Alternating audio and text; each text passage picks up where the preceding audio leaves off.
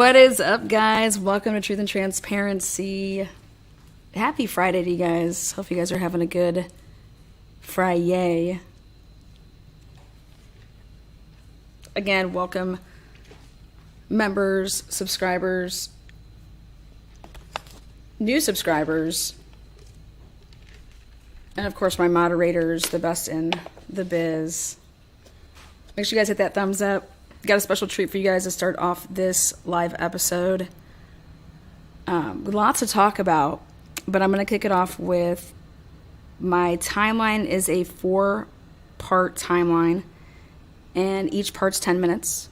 So they'll come out in part 1, part 2, part 3, part 4. And then I'll have it actually all together then for those that want to watch it down the road. It'll all be 40 minutes. But today you guys get to see part 1, and that's going to kick off the live here. And then, like I said, I have a lot that I want to chat with you guys about. Hopefully Carol D is here.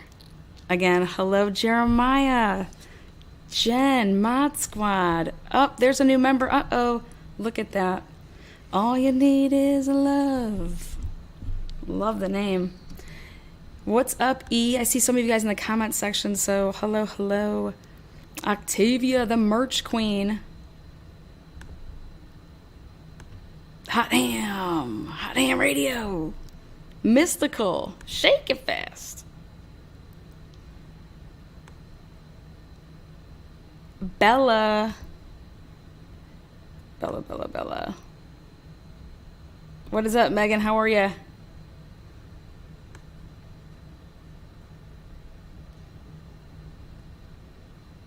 Again, hello to everybody there. Jenna.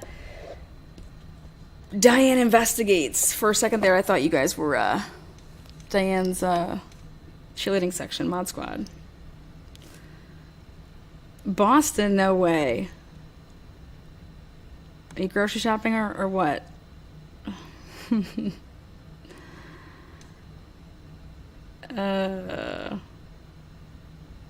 Alright, guys, again, welcome and happy Friday. Thank you for the new membership. That is greatly appreciated. Again, lots to chat about. I put a lot in the description to chat about.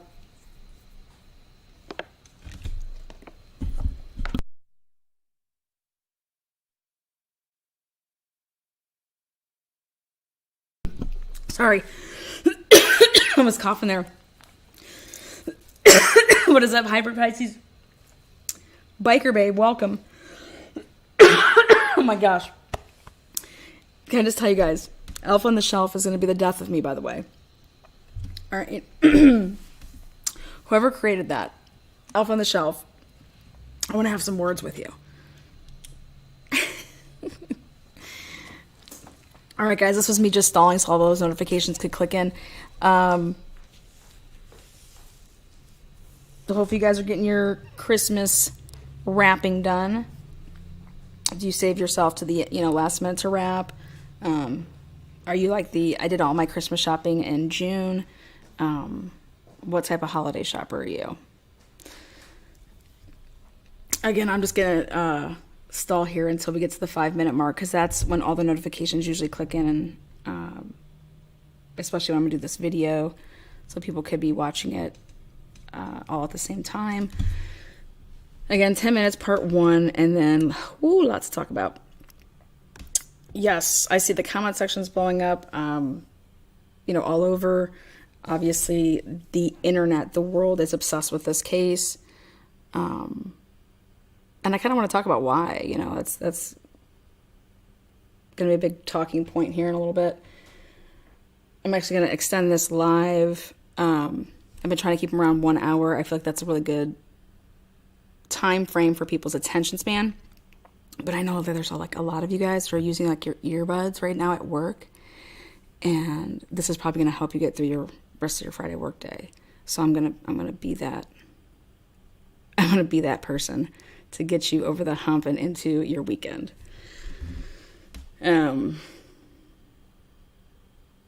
Latitude says, I got my notification. Let's do it. Yeah. All right, guys, let's take a look. Here we go.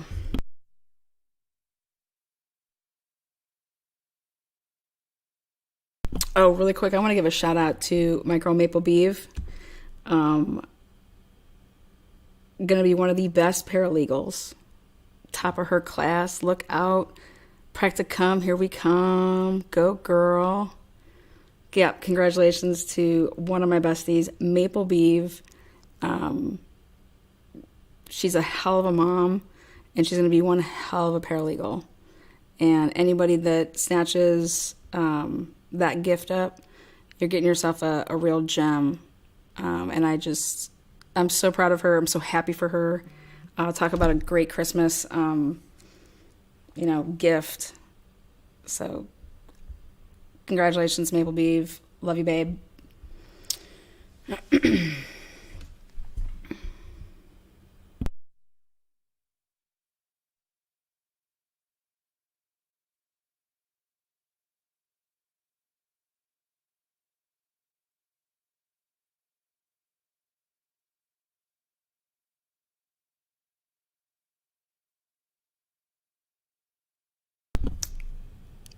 All right, the official timeline recap part 1.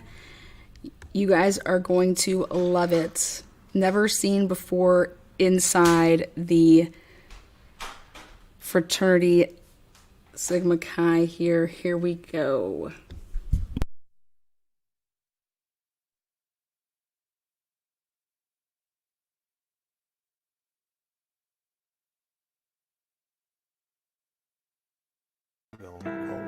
We have tips coming in. We have investigators out every day interviewing people. We're still reviewing evidence. We're still looking at all aspects of this. And I said early on that no stone will go unturned. And I mean that. We are going to continue.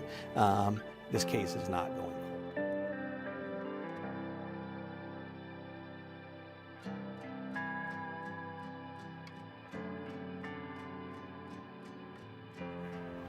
December 8th, 2022. Where are we in the investigation into the Idaho 4? The University of Idaho, 4 slain students. Where are we in that investigation? Where are investigators in that investigation? You have a YouTube investigation, basically, and you have law enforcement investigation going on. Does social media help or hinder a real-time investigation? Let's start from the beginning. 11/11/2022. In the morning, Kaylee bought her Range Rover all by herself, then left her mom's house to go show Maddie her new car and hang out for the weekend. They had a fraternity party set, hanging out for the football game on Saturday. On 11/11 that evening, they were at a formal. That would be Maddie and Kaylee. On 11/12/2022 at 10:31 a.m., Maddie paid Kaylee with a note that said coffee. That was a Venmo transaction. 10:59 a.m., Ethan paid Kaylee with a note that said thank you. Again, a Venmo transaction. At 11:10 a.m., just 11 minutes later, Ethan paid Kaylee again through Venmo with a note that says, "Yuh, yuh, yuh." 2:30 p.m., Kaylee called her mom after sending pictures and telling her about how much fun her and Maddie had at the formal. The Vandal kickoff for that final game was at 4 p.m. on that Saturday, 11/12. So the pre-gaming at that house, 1122 King Street, that would have begun a couple hours before that 4 p.m. kickoff. At 8 p.m. on 11/12, usually football games last about 2.5 to 3 hours. Now, it was senior day for the Vandals. Obviously, depending on the game. At 8 p.m., Ethan and Xana are at a fraternity, the Sigma Chi house. And that is located at 735 Nez Pierce Drive. What's up, guys? So now we're inside the lodge. We just do stuff like philanthropies, brotherhoods, and socials in here. Yeah, basically whenever there's a big group of people, we just like to kick it and chill in here. So this is our study. We have the largest study on campus. This is the main room where people work on group projects and stuff, and then we got stalls up top and whiteboard back there. And this is kind of all of our awards that we won. These ones on the plaques up here, those are our Blue Petersons. That means we're in the top 10% of Sigma Chi's in the nation. And 2020, we won Chapter of the Year. All right, so this is our fraternity standard, and this is what we recruit kids off of. It's man of good character, a student of fair ability, with ambitious purposes, a congenial disposition, possessed of good morals, having a high sense of honor and a deep sense of personal responsibility. So this is a 6-man for incoming freshmen. It comes with a living room, kitchen. We have 2 rooms. They each fit 3 people in them. And then a bathroom with dual vanity.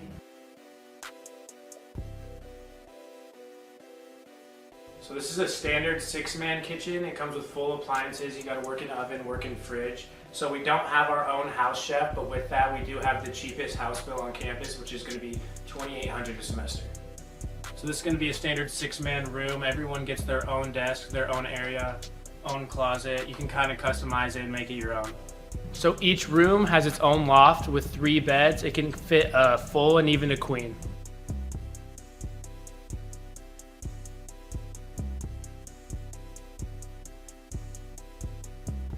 So as we come down out of the courtyard, this is the basketball hoop.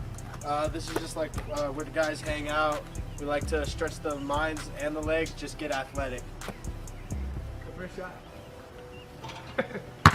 Right now it's empty around the court because we're working on putting bleachers in, so when you guys get up here, that'll be done. Hey guys, my name is Luke Kawano. I'm one of the Derby Days chairmen up here for our chapter.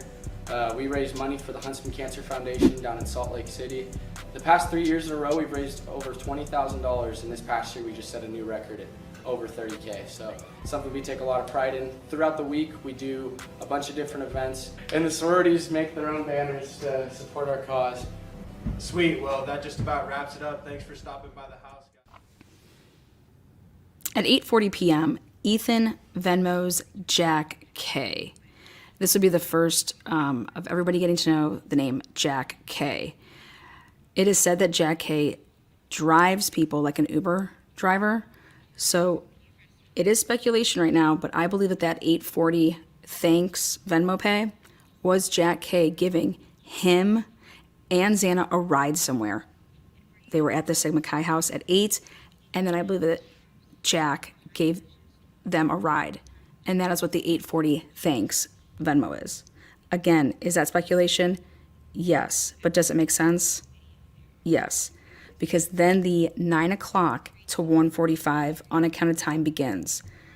They were accounted for at the Sigma Chi, 8 o'clock, and then that 9 to 1:45 is the unaccounted time. 7 p.m. to 10 p.m., Maddie and Kaylee unaccounted for time. 4 p.m. until 1 a.m., unharmed roommates, Bethany and Dylan, unaccounted for.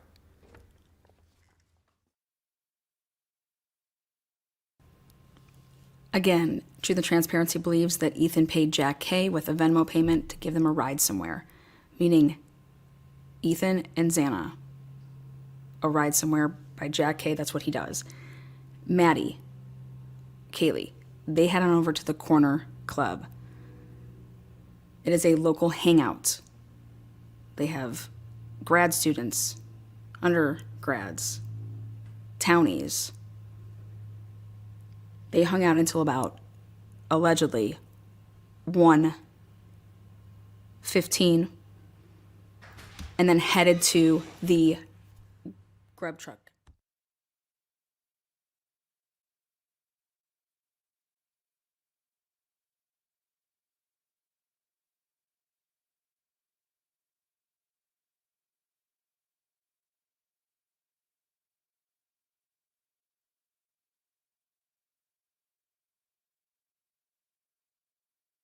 Out of houses are mostly centralized in this area. New information from Idaho State Police reveals 2 of the victims, Ethan Chapin and Xana Kernodle, were together Saturday night, November 12th. They went to a Sigma Chi fraternity party across from their home on King Road from 8 to 9 p.m. The other two victims, Kaylee Gonsalves and Madison Mogan, were at the Corner Club on Main Street.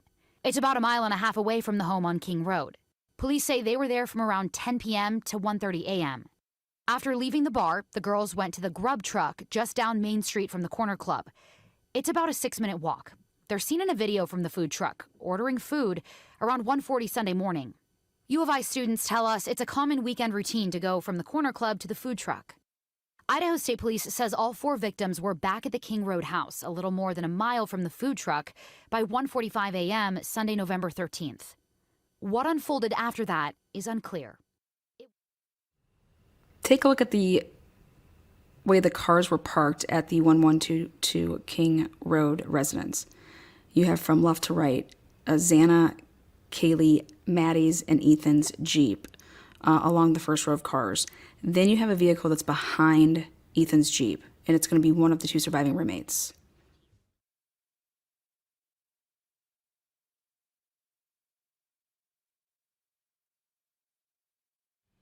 Where is the 6th car?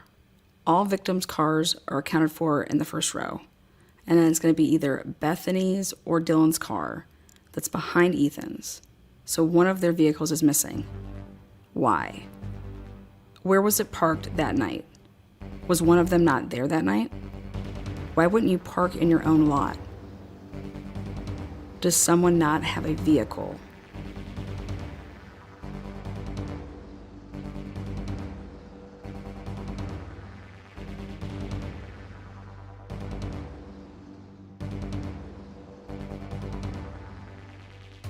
The timeline will continue on part 2.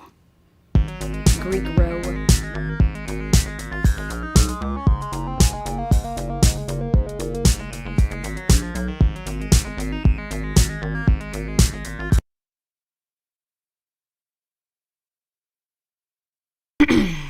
All right.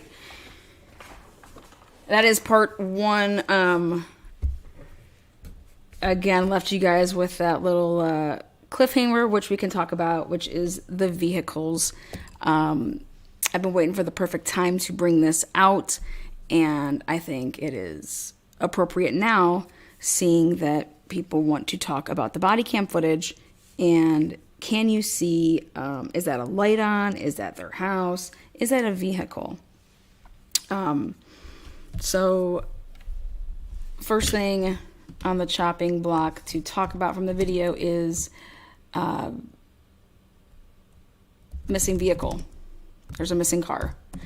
And the order of the vehicles. So for me, when I was in college, there is no way in hell that our parking spots would be along the first row. So Ethan to have that top spot to the left. Again, I can pull this back up just so you guys can see it.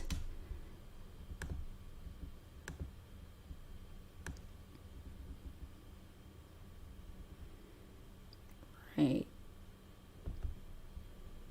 Let's see. Headed to This area. New information. It's a common weekend routine to go from the Corner Club to the food truck. Let's see. Idaho State Police says all 4 victims were back at the King Road house, a little more than a mile from the food truck, by 1:45 a.m. Sunday, November. Okay, so all the way you're going to see 13th. it's like a blue Honda next to the Range Rover. So that was Arizona tags. That is Xana's vehicle. Then the Range Rover obviously belongs to Kaylee. Then your white vehicle there, that's Maddie's. Okay, and then your Jeep, that was bought for Ethan and from his parents for their 16th birthday. They were given that Jeep, the triplets were. And then right behind the Jeep here is a Ford SUV. It might look like one of the new Ford Explorers, but I tag it as a Ford. So you have, again, Xana, Kaylee, Maddie, and then the Jeep is Ethan's. And then you have this SUV, this black SUV that's parked behind the Jeep. Ethan's Jeep. Now, either Bethany or Dylan owns that vehicle that's behind the Jeep. But now, where is the other roommate's car? Also, like I said, in college, like that would have never, flown. Like, there's no way that, I'm not parking on the street. But even if all these cars are there, guys, where the police vehicle is, there's room over there. So everybody has plenty of space to park.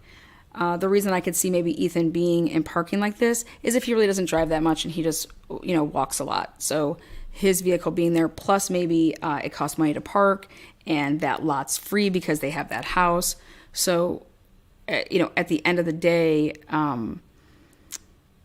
if there's a good reason as to why he's parked over there, the other roommates drive a lot, they work, so they, go to work every day, whatever. He doesn't. So his Jeep kind of just stays there, and it's not drove, that much. And then obviously you have 3 vehicles, like I just said, but we're missing a roommate's. Now, why do I think this is important? Well, because let's talk about that night.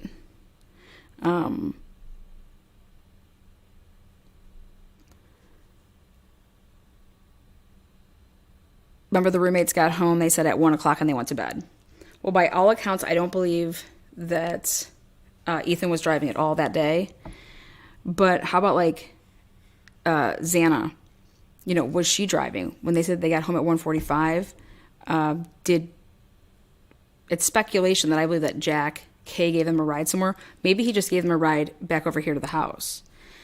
Which, why can't you just walk? Well, you guys in college, that's the last thing you want to do if you don't have to. So if, let's say, Xana was driving that night, that would have been an open spot.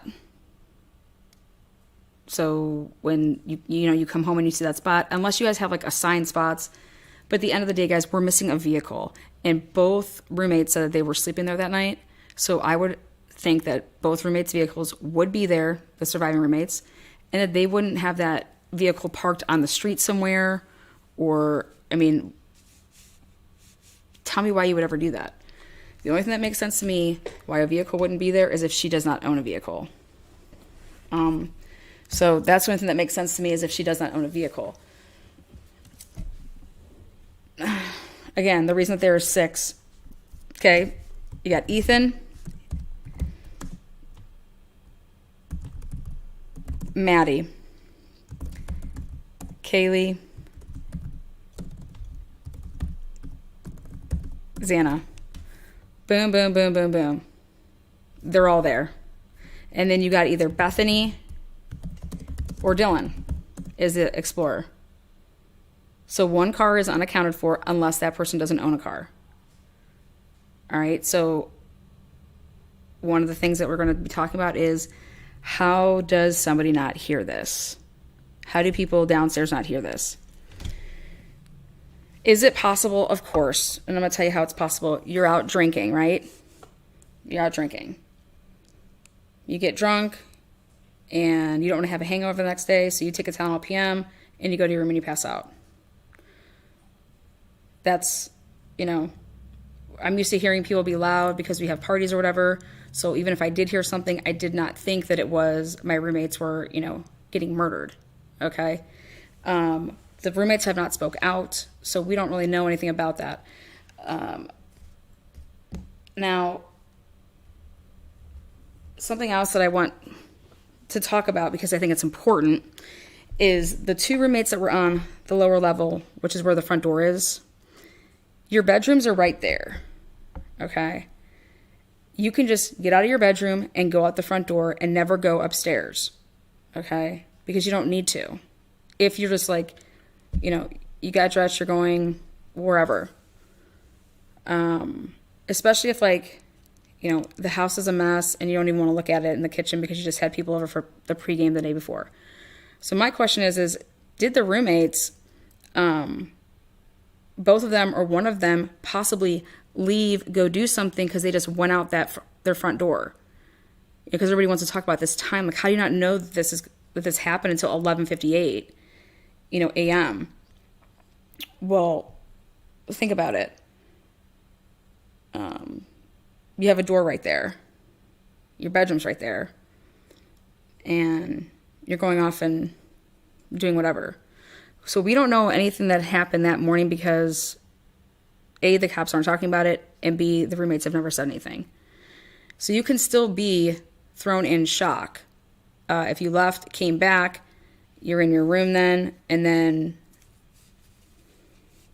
you then go upstairs. So those are all possibilities. As far as there was a rumor that one of the witnesses said the door was open at 9 o'clock in the morning. Do I think that that is true? Well, I don't know. I would have to see if that person ever gave a witness report and went to the police and typed that up versus just talking to the media. I don't know. Now, the night of the murders, you got Jack D. Jack D received all these phone calls. All these phone calls. Text messages, phone calls. When Jack D woke up, what did he do? Did he call either one of them? Did he text them? What did those text messages say? Did she leave a voice message? What did they say?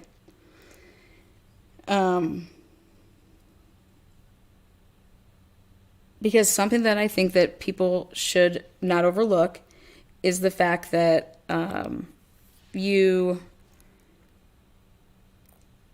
there's a lot of time there. Like,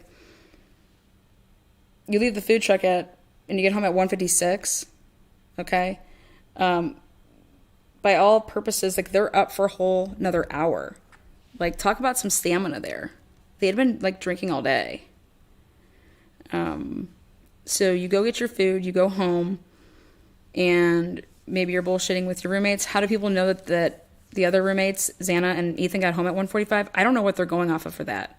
Because that couldn't have possibly come from the roommates that said that they were downstairs sleeping at 1, because they wouldn't know what time they came home.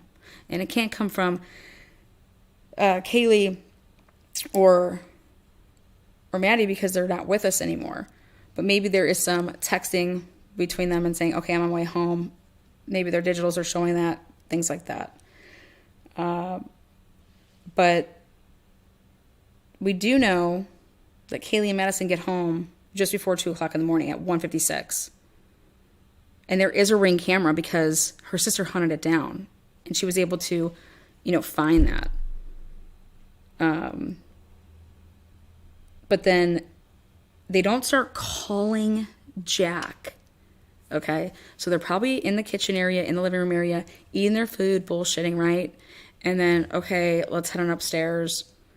Now, chances are we're Ethan and Xana, there, and they're all hanging out and recapping their night because that's something normal that me and my roommates would do. If we weren't with each other, even when we are with each other, if we stopped and grabbed food and then we're, eating it at home, then we're all just like simmering down or whatnot, like laughing, making jokes, being silly.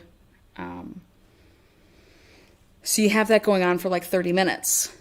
Okay. And then now you're proceeding upstairs or to your respective bedrooms. Xana and Ethan go to Xana's room, and then the two girls, Maddie and Kaylee, are going upstairs because the phone calls don't begin. Think about this. When you're with your friends or whatever, and you're bullshitting, you're finishing up your food, are you on the phone then trying to make phone calls when you're talking to them?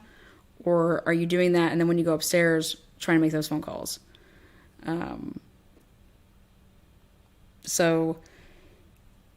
But when I see her at the food truck, I see that she's glued to her phone, and she's in the presence of a friend, so I don't think that she would really have too much concern about where she did that and when she did that. But there is that hour time frame of, how did the killer know to wait until, after 3 o'clock? Were they standing out there waiting? Were they watching? But better yet, talk about some balls if the police lights were on and you got the police right there in that field and they got their patrol vehicle with the lights on and they got flashlights. And you're telling me a perpetrator is going to go past that? And what's the first thing you do when you see cops? You get your butthole gets a little tighter. So,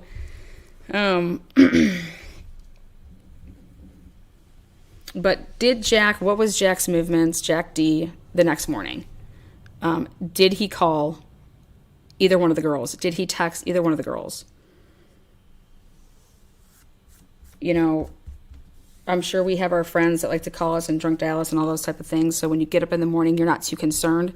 But there's going to be like the other people that, you know, was it out of the ordinary that, you know, then Maddie would have started calling. So that's just going to be like what's a normal thing for them. Yep, the police were in an unmarked car, supposedly that white one. But you would think that you're looking around, unmarked car or not, but also that was on like the first street. They're up, you know, a street from that. Did the person come from the back, you know, that did this? So they didn't even see that going on.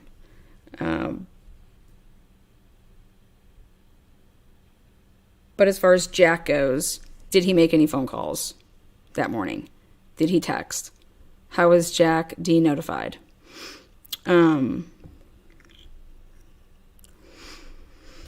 Let's take a look here.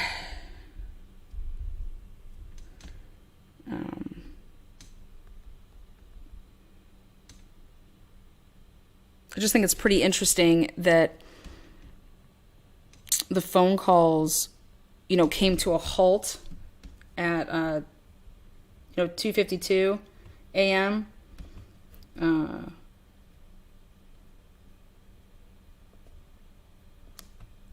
And was there maybe like a reason why those phone calls came to a halt? Again, you got your coroner saying that they were sleeping. Okay. Some of them had defensive wounds. And you have her dad saying, Kaylee's dad saying, they didn't have to go upstairs. They went up, you know, this person went upstairs.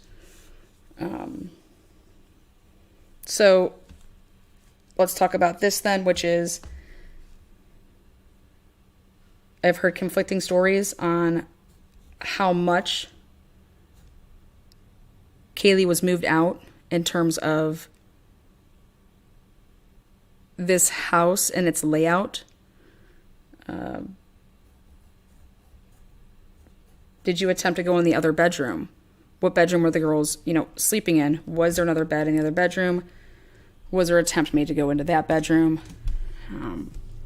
I would love to see this crime scene.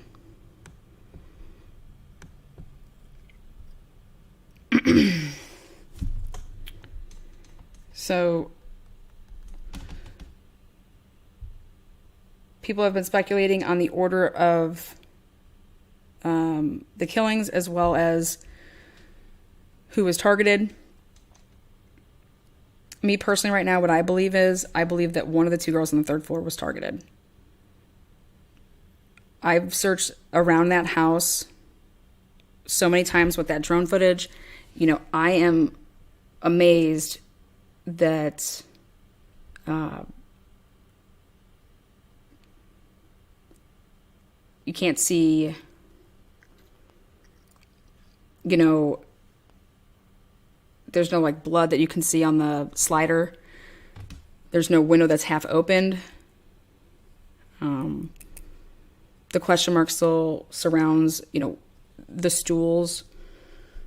I want to show you guys part of this again. Were they there beforehand? Were they put in there by investigators?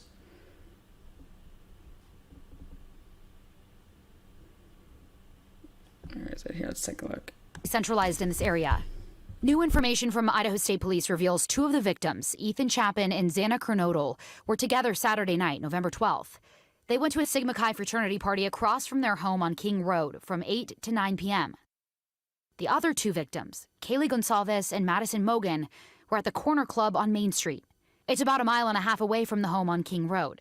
Police say they were there from around 10 p.m. to 1:30 a.m. After leaving the bar, the girls went to the grub truck just down Main Street from the Corner Club. See right there, his hat's backwards. His hood's down. So when he would have been walking, if he did walk from the corner, so think about this, guys. I said, oh wait, he's probably standing there and he probably got cold. Well, if he in fact walked from the corner club, you would have had like put your hood up then because you're walking. So what this tells me is unless they got out of a vehicle right there and got dropped off versus walking, his already hood should be up if they had walked and he was walking like, oh, hey guys, I'll walk you down from the corner club, if in fact he was there. Or hey guys, I'll give you a ride, I'm going there too, I wanted to grab food. But yet he goes the complete opposite way. But right here, his hood is down, his hat is backwards, and if he walked, it's going to be cold, so why wouldn't you pop your hood while you're walking if it's about being cold? This is about covering your face. This is about covering, you're standing in the way back. Yeah, I mean, you can't be on top of the girls, okay, but this isn't about being cold. It's about a 6-minute walk. They're seen in a video from the food truck, ordering food. He looks the other way when he takes his hat off, guys. I mean, come on. It's... Girls went to the grub truck just down Main Street from the corner club. It's about a 6-minute walk. Looks left. Looks left. They're seen in a video from the food truck, ordering food around 1:40. I mean, talk about just... knowing how to, just evade this camera, multiple cameras. Sunday morning. U of I students tell us it's a common weekend routine to go from the corner club to the food truck. He knows that this is loaded up with this Twitch feed. He knows this. Okay, so he wouldn't care to be on camera.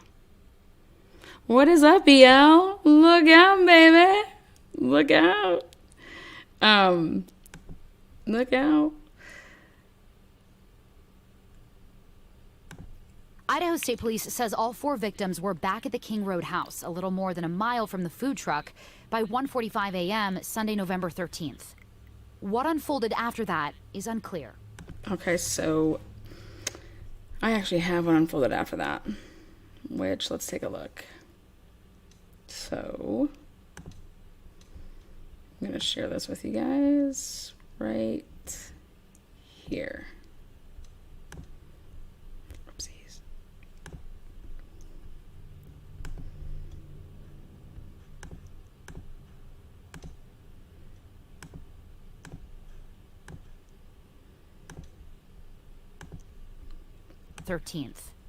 What unfolded after that is unclear. It wasn't until noon on Sunday police received a call of an unconscious person. Okay, right here. Take a look. When they got to the home on King Road, they found the 4 victims. I mean, no gloves.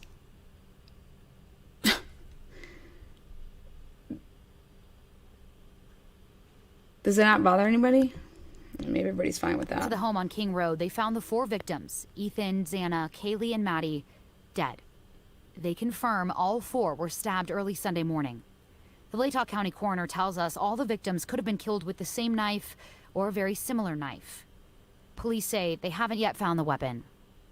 And during the only and first news conference held earlier this week, reporters asked... The state police says all 4 victims were back at the King Road house, a little more than a mile from the food truck, by 1:45 a.m. Sunday, November 13th.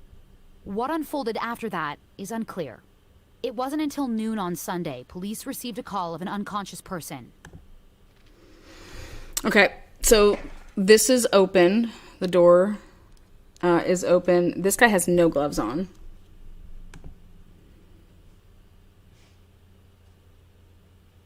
I mean, wow. I just don't have any words.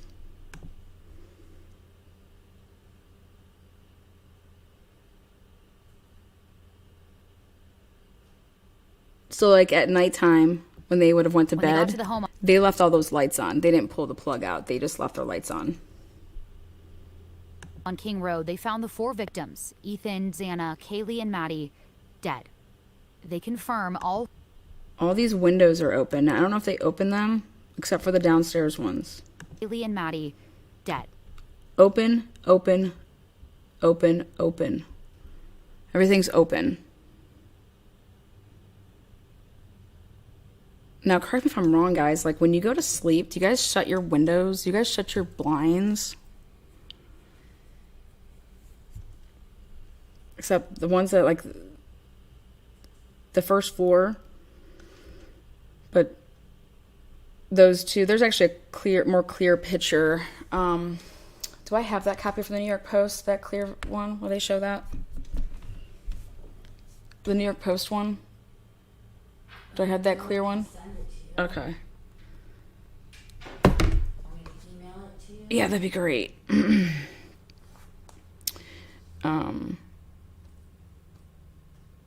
Now I'll tell you this, like, no, in college, like, I mean, if I was drinking and,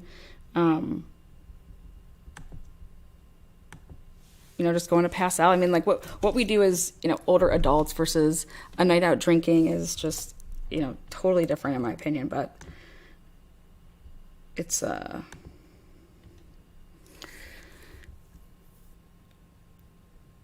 yes, the roommates have so much information not released. Yes and no. I mean, hopefully they do. Hopefully they do. This type of, you know, this witnessing something like this, if it's everything that they've said, you know, for the investigators when they went in there, you know, that this is going to shake people up pretty good. So,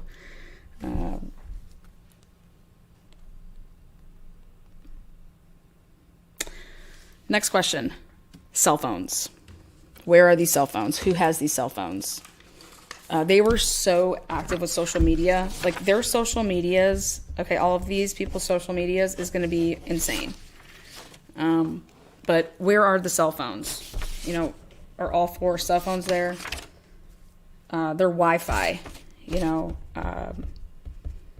you never know if the killer's ever been on the Wi-Fi before. It automatically would have, you know, logged on. I personally believe that the killer did not have their device with them.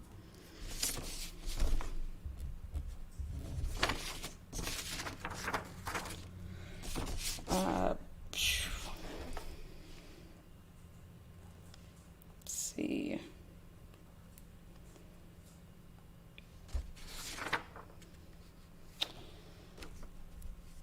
So cell phones, what do you guys think? Yeah. They have 30,000 pages of social media messages and texts.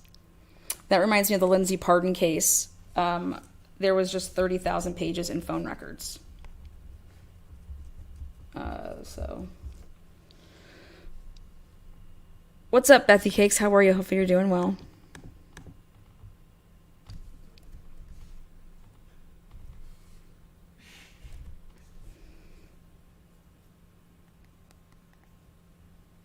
When were the bodies removed, guys? We've had media all over this. When were the bodies removed? We haven't seen any media, you know, in terms of, like, look at where those cars were parked.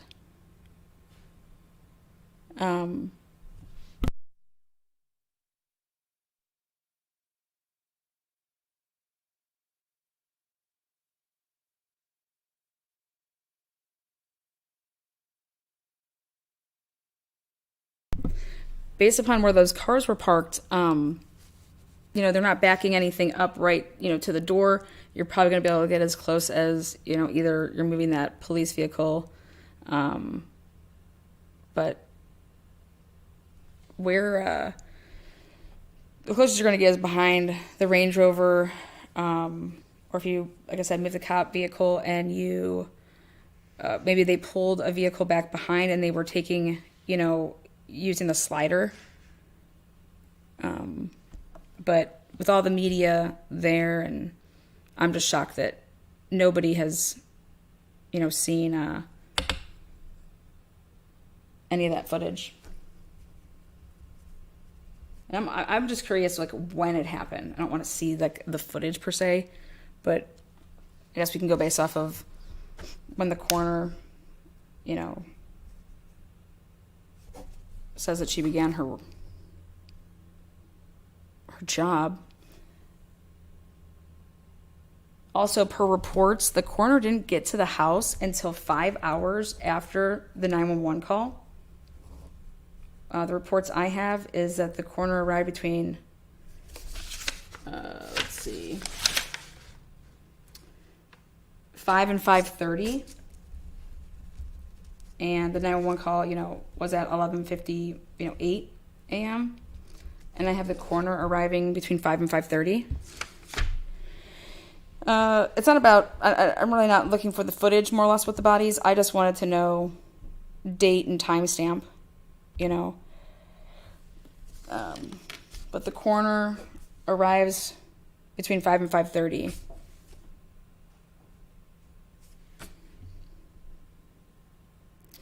Oh yeah, I definitely hit that thumbs up. Woo, woo, woo.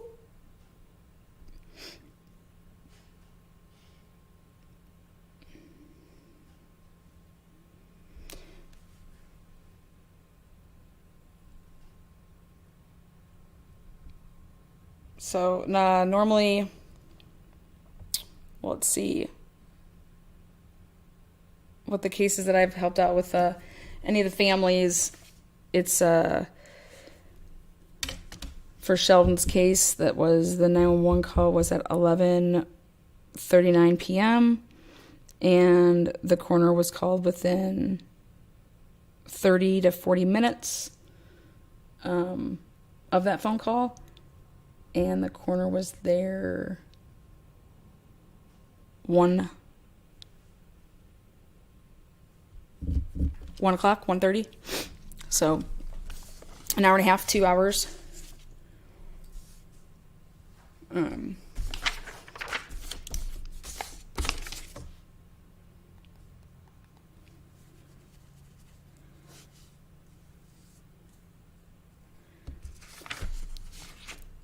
I have, as far as when it was breaking, the news, as far as there was,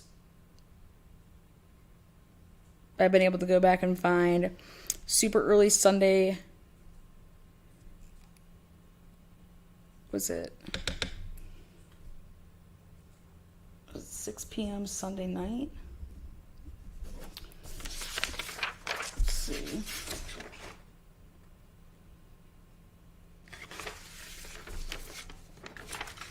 I do have Dakota Sparks leaving for work at 11:45 in the morning, and she says she didn't see anything. She said it was, known to be a party house, but didn't hear anything.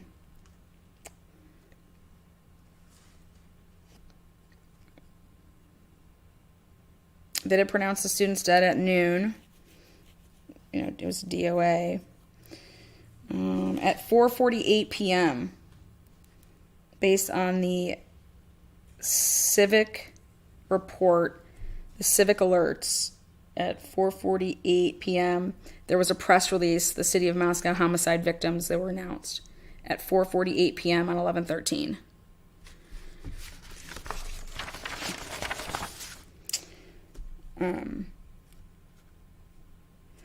Yeah, but I'm thinking you can't just haul off the bodies right away. Like, this is, I would think that this crime scene has to be processed and it's going to take some time. So I was going based off of the drone footage when those photographers were arriving that were part of the forensic team.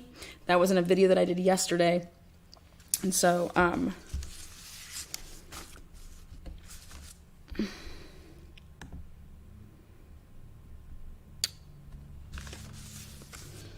I have seen the same thing as far as allegedly Dylan making a post, one of the roommates, the surviving roommates, at 3:33 a.m.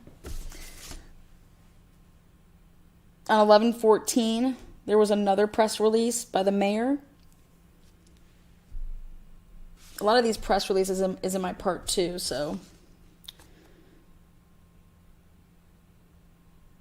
On 11/14 at 3 p.m., which would be that Monday, only one Moscow police car was on that property.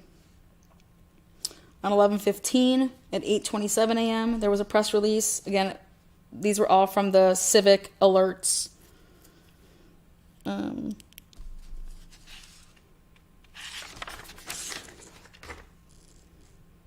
first press conference was on the 16th, 3:30 p.m.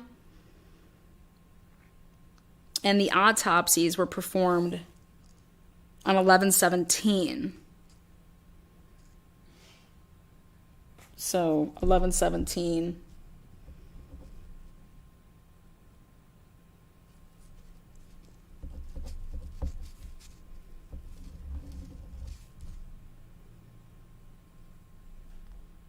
11:18.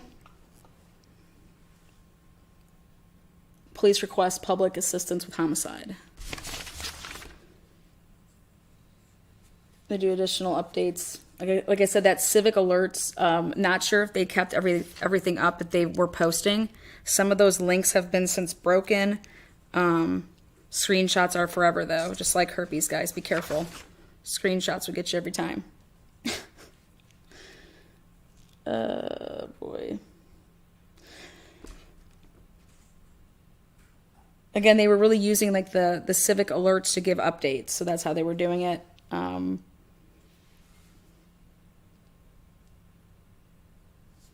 Their second press conference was on 11:20. The police expanded the crime scene on 11:21, by the way. Yeah, so this is all going to come out in my part 2, 3, and 4 of the timeline to try to get everything in there. Again, so do they have the 4 cell phones? Going to be a ton of data to go through.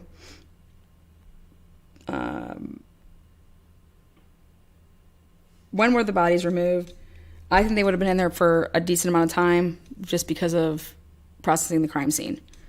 Again, that's my opinion.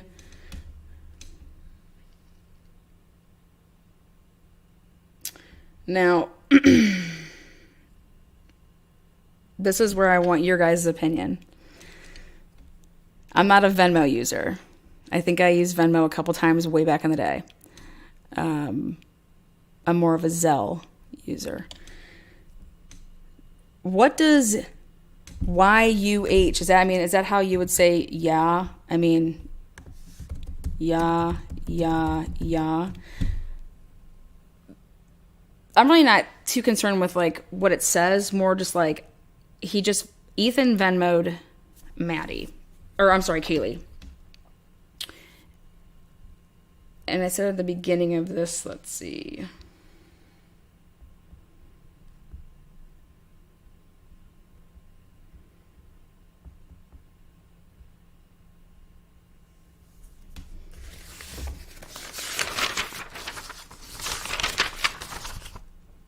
Or 10:59, and it was a thank you note, But then 11 minutes later, he pays her again with something that says yeah, and remind you guys that who's 21 and who's not, But also, they're getting ready to pregame for the football game that's at 4:00 that day.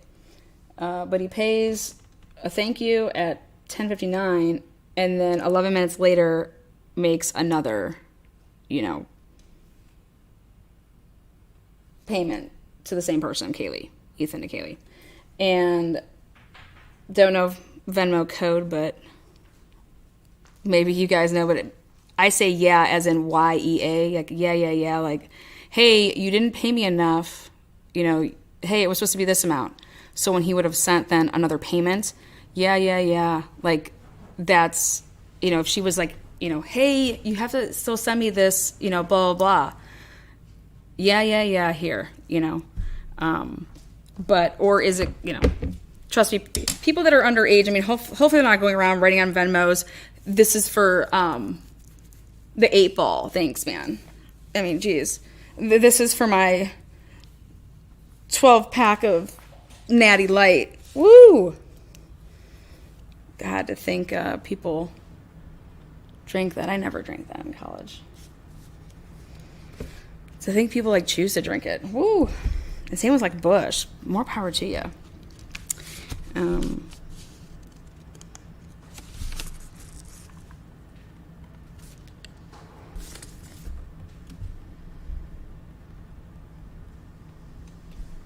Hot Ham says people use code in Venmo a lot because it requires you to enter enter a comment. Absolutely. I could see it just being so close to the first payment.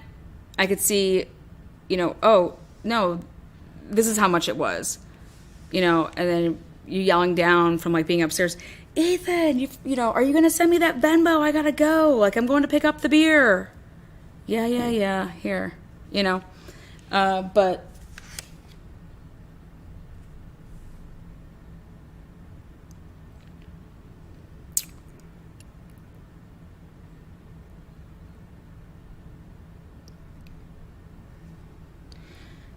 yeah, Molly Gray is a friend. Molly Gray was the one that had the 3:30 in the caption from 11/12 day though.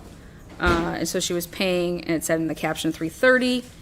And then somebody wrote in my comment section that was for Jack as a driver, and that was for Jack. It's like, well, it didn't go to Jack.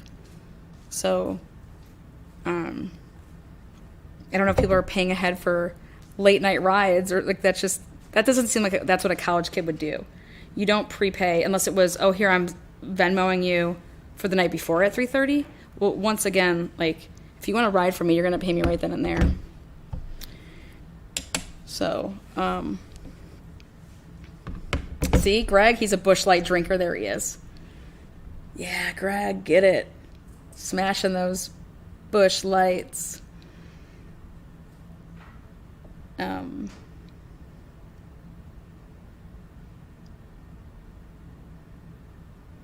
You can set your Venmo to public or private. And it's just like social media. It's like, do I show my kids D paper and, you know, on social media? No. Tommy, you got a D. No. It's to be cool. And it's just so much now. I mean, like, you want to talk about someone, stalkers have it easy now, don't they? Just get them to accept your friend request and you're in like Flynn, man. Jeez. But I will tell you guys this. I went through, obviously, their social medias. You guys, they were not friends with a bunch of people. You know, go look at how many people they're friends with. It's like, you know, one of the persons is 77. The other one's 116. I mean, I'm friends with like 4,000 people on Facebook. And I get it, you know, they just got out of high school not too long ago, but you'd have like the college people that you meet. Oh yeah, maybe they're really not using Facebook anymore and they're just really into Instagram and Snapchat. I mean, but I was actually shocked when I saw their Facebook numbers. They all have very, very low numbers for Facebook friends. So,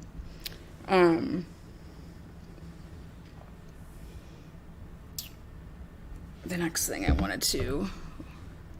Why would anyone send $6 to each victim?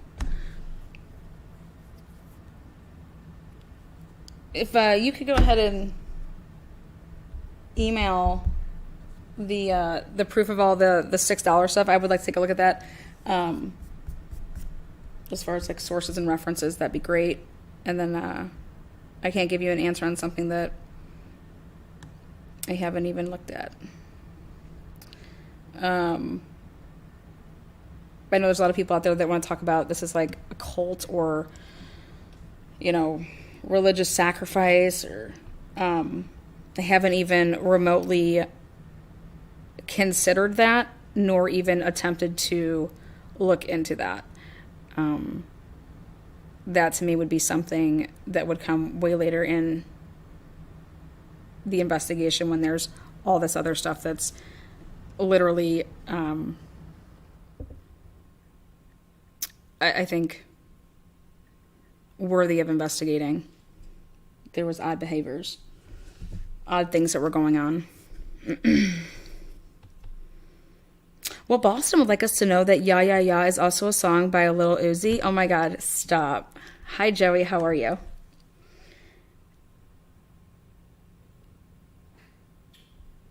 Yeah, that's what I think it is there, Scott. That's what I was saying earlier.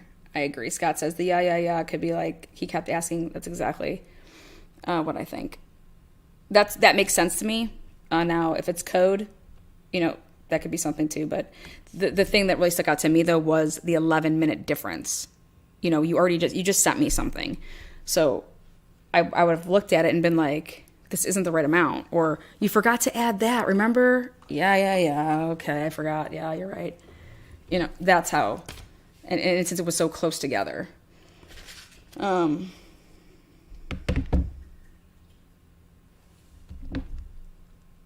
What is the biggest, that's a good question.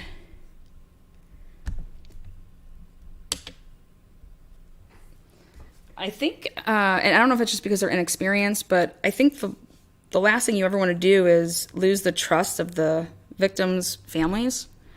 I think trust is built by, you have to give the family stuff, and then if they were to leak it or put that out there, then that's where, like, okay, I can't give you stuff anymore because you're, going out and telling this. So I think that was kind of weird for me to see, like, right away that, why are the cops so scared to talk to the families? And that kind of smells to me like that you don't know what to say, or you're hiding something. But you don't want to lose the trust, and you want to keep that relationship between law enforcement and the families, for numerous reasons. And for it to be lost so early on, I think that was really interesting to me.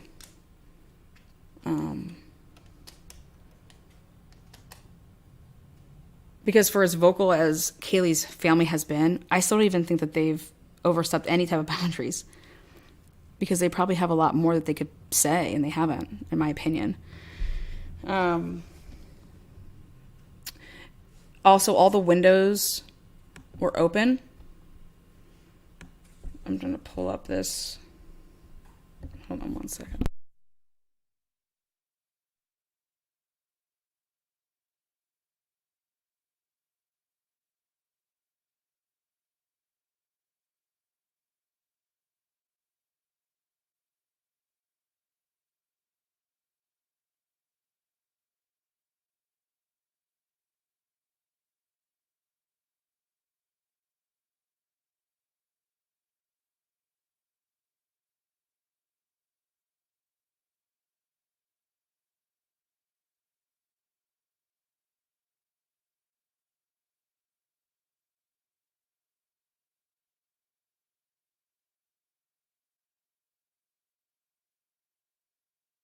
All right, here, I'm going to share this with you guys.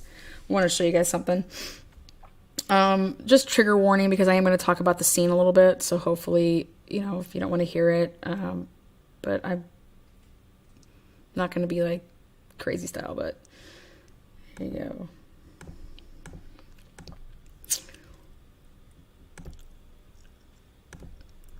It's just something I want to point out how close together these rooms actually were. This is all the way at the top. How do I know that? Because of that square that's up on top. This is going to be the top floor. And you got your bathroom right there. And then you have, obviously that's one of the doors to the bedroom. And then kind of where the picture is being taken, wherever this person is standing, they're kind of like in the doorway of like the other bedroom. And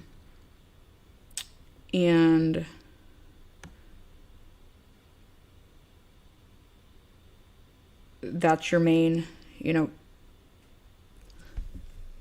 second floor. I call it the main floor because that's where the living area is. But right here, where is it?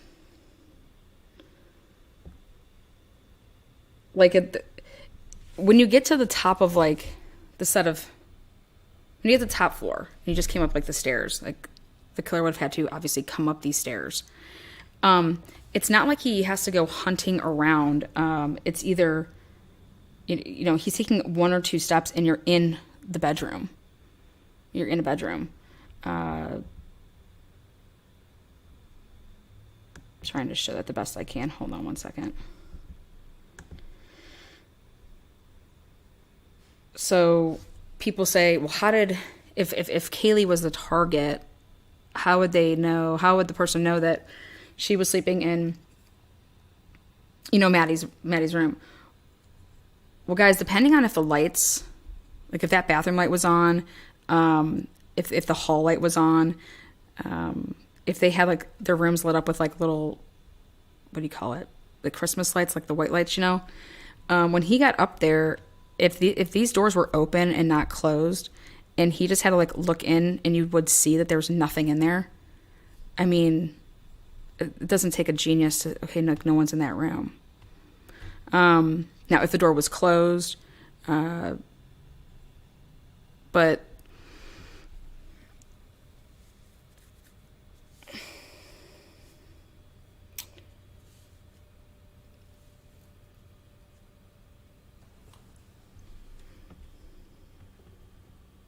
I do believe that, just like Kaylee's dad said, he didn't have to go upstairs. Why'd he go upstairs?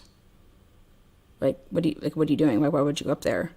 If the girls didn't come down and catch this person trying to steal something, this person went upstairs for a reason. And I agree with Kaylee's dad, 100%. I believe that one of those two girls, maybe both of them were the target, but one of those two girls was the target, again, if not both. And they knew that their rooms were upstairs. They knew that. Then you go to the second level. Let me get to that page. Hold on.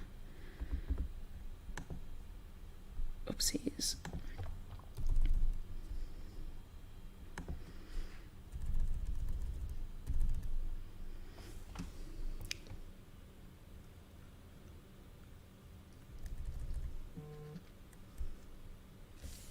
Okay, this is the first floor, like the ground level. That window, that's the room that's on, like when you're looking at, that's like on the right when you're inside the house, but it's going to be on the left when you're looking at it. That's that room. There's your kitchen. I want to show the front. Okay. See, take a look at this. I think this is like the best picture to do it. Open window. Upstairs. Open. And then the one to the right, which was Kaylee's room, but I don't know if there was anything in it, if there maybe was some stuff in there. But look at they're all open. So, I mean,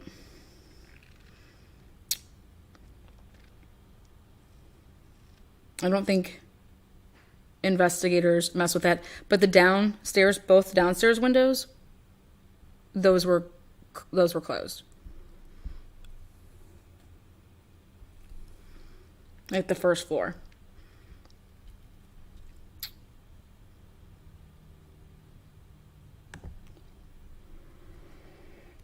And then it's actually a good view for you to see the, I really think it needs to be talked about. Where's the other roommate's car? Either they don't have a car, okay, or because it just needs to be talked about, where that vehicle was. Because there's all that space. Why would you park on the side of the street for your car to get possibly hit? Like you just wouldn't do that. And so I just think that it's interesting because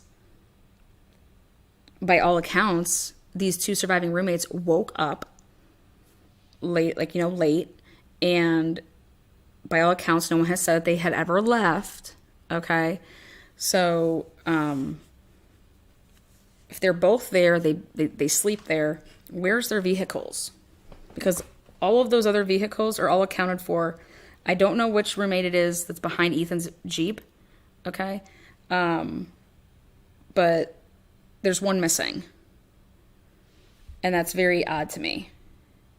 So people that are talking about stuff that's odd with the roommates, I would start there. if people are on that, everybody comes from different camps where they're like, I think something's crazy with the roommates, or I think something's crazy with the hoodie guy, or I think the fraternity, the police, or this, whatever camp you come from and your thoughts. I would love to, if you're on that kick of anything to do with the roommates and things being weird about it not being seen until noon and stuff like that, I think the first thing that you'd want to look at is where that other vehicle is.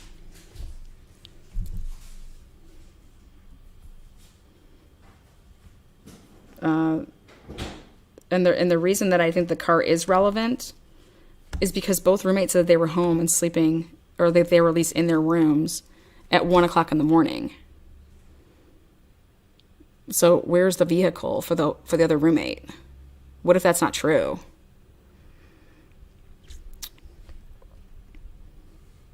And by all accounts, what they're saying right now is that those two roommates were together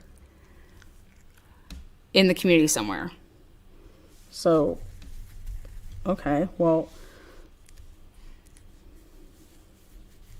was the roommate home and the roommate decided, one of her boyfriends or somebody texted and was like, hey girl, you want to come over? Watch Netflix and chill. And so they went over there. I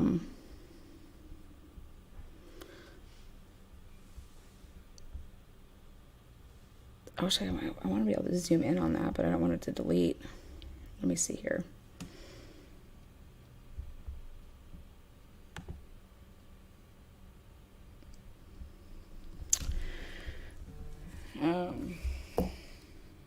Next up.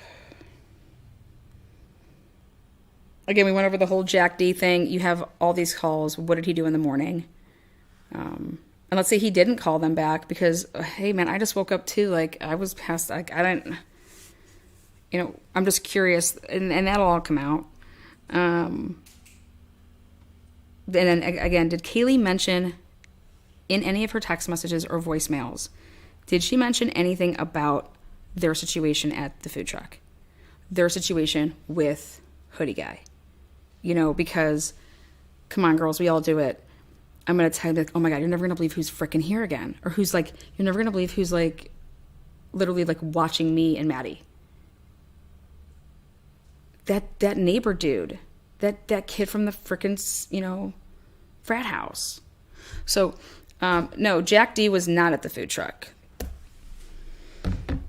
Showalter was at the food truck. Showalter.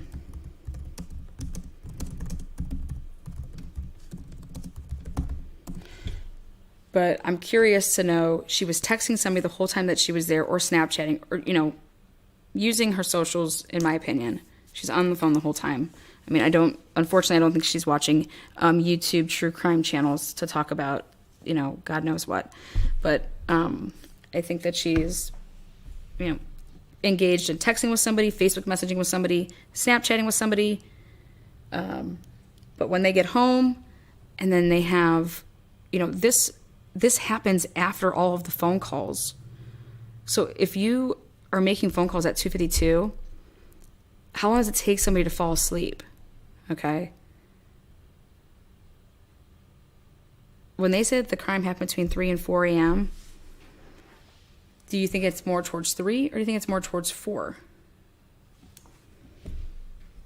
Yep, nobody was, there was no sexual assaults. Let's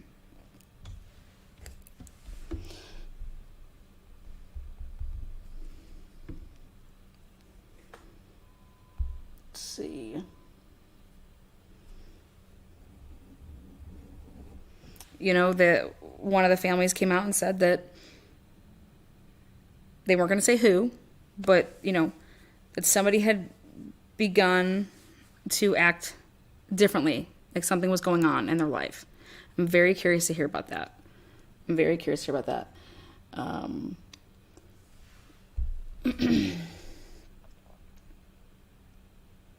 I know it's been talked about, were any of these girls in same, girl on girl relationships, or did they engage in anything like that? I have no idea. If they did, amazing, awesome. I would cheer it on. My son has 2 moms, so let's see.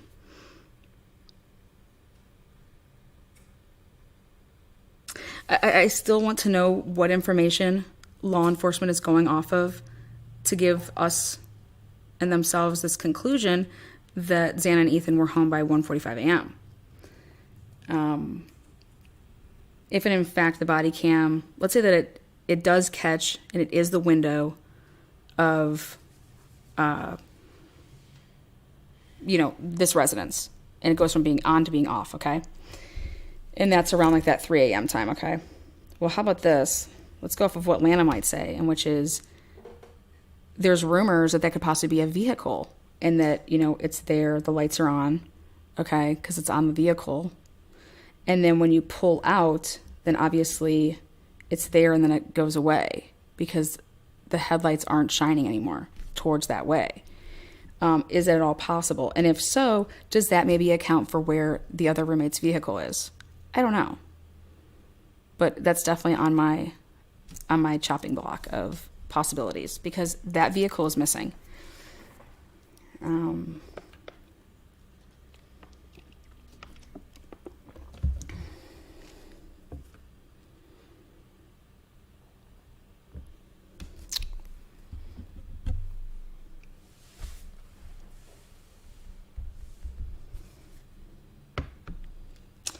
Mod Squad sent me a pic. What, in my DMs? Hopefully. Get in my DMs, girl. Let's see.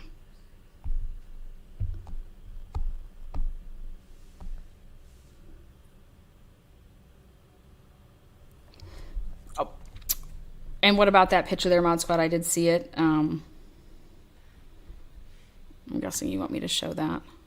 I can do that for you.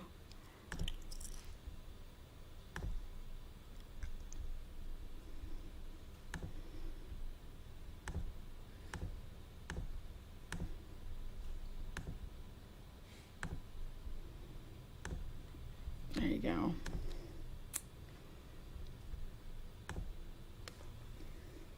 you talking about the blinds? Yeah, but I'm saying that the middle window, wide open. The left window, there's just a little bit of the blinds are down, but for the most part it's open. Like when I'm saying the window's open, I just mean that there's light coming through.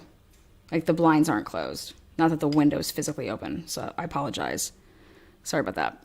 So yeah, talking about the blinds.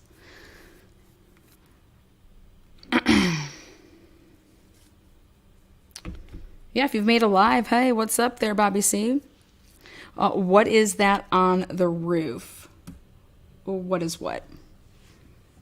Think it's Jackass up there? Let me take a look.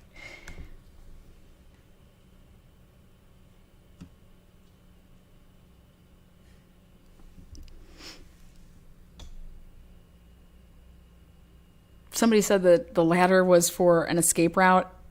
That ladder's not even open. That the girls put there because if they needed to get out for emergency purposes. I totally disagree. They do not have a garage. They do not have, so that's why the ladder's there. I think that they use that ladder to hang their little lights off on the back porch. And I think that they use that ladder for hanging their pictures in their house. And for whatever reason, they put the ladder there instead of in their house.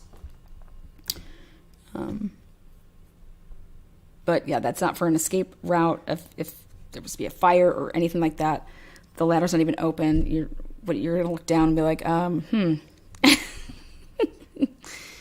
So also, no offense, but you can just jump out those windows. You're not gonna get hurt. You may twist an ankle, but you're gonna be fine. Just land on the top of that cop car, you'll be fine.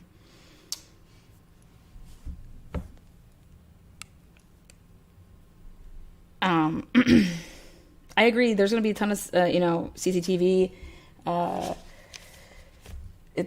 Ooh.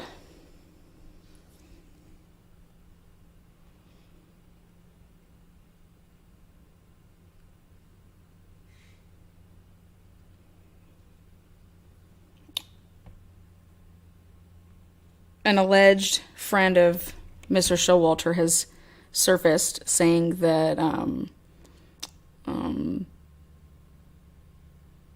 he has been cooperative. He never went to Africa. He actually went down to the police department that next day, gave them his DNA. I don't believe any of that, by the way.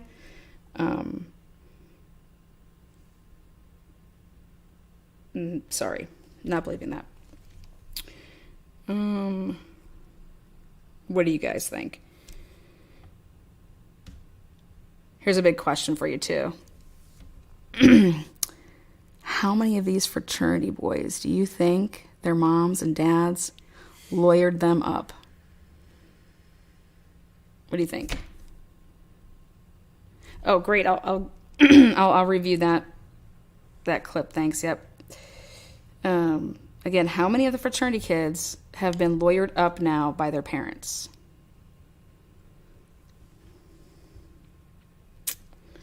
And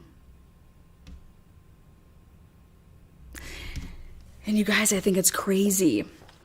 Hey, we're asking the public for, the police are asking for the public's help to find this, Hyundai, white vehicle. Well,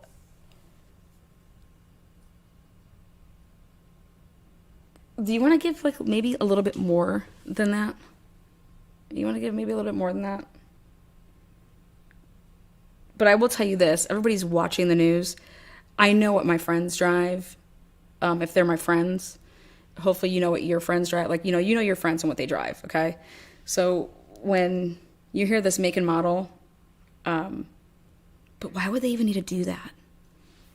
All of these parking permit lots, you have to give your make and model, okay?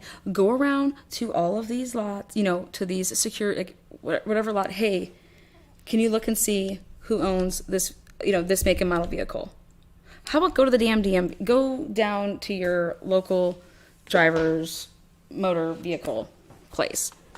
I mean, there's only 25,000 people that live in this area. 2011, 2013, let's start eliminating some people. Then look and see where they live, okay? The cops know what they're looking for. What do you need the public's help for something that I think is process of elimination? With you guys have way more available resources than we would in that sense, but we can help with give me a little bit more than that. But hey, for what it's worth, I believe that the car that was occupied by Jack K that night, I think that was the same make and model.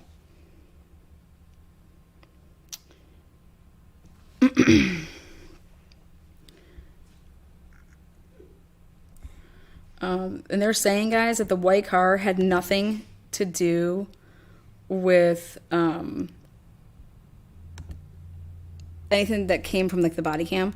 Well, how about this? My video that I posted, I think it was yesterday, with the drone. Take that drone and go through that. All the fraternities and sororities put out an email that says every president is to get me the vehicles of everybody that is a sorority and fraternity member and what vehicles they have, because I'm telling you, when you are on a college campus, you have to pay for parking to the point of that you have usually a monthly, lot that's yours that you pay for. And guess what you have to give? Your license plate number. You have to give your make and your model. So, I mean, what the hell are they doing? I struggle. I struggle with the common sense. I could probably have already found that car right now if I had the resources. In fact, I'd put money on it. I think there should be a reality game show that they should do this stuff with, just to see, if you could make it some way. Obviously, we can't go around killing people, but I would just love to see, a group of sleuths go up against police in a real life Clue game, because every day I shake my head. And I get it. It's probably about manpower and stuff like that, but it's also about whoever your chief and your captain is delegating. And I don't know. Oh, knock on, you're very welcome. I'm late. Do you guys think it's the guy they arrested? Absolutely not. I don't think so whatsoever. Is he on the whiteboard? Yeah, because I don't cross off people. But this doesn't seem like this type of, he doesn't meet the profile. I've profiled. You know, Criminal Minds. I'm like a master now. I've watched all 13 seasons, guys. Just kidding.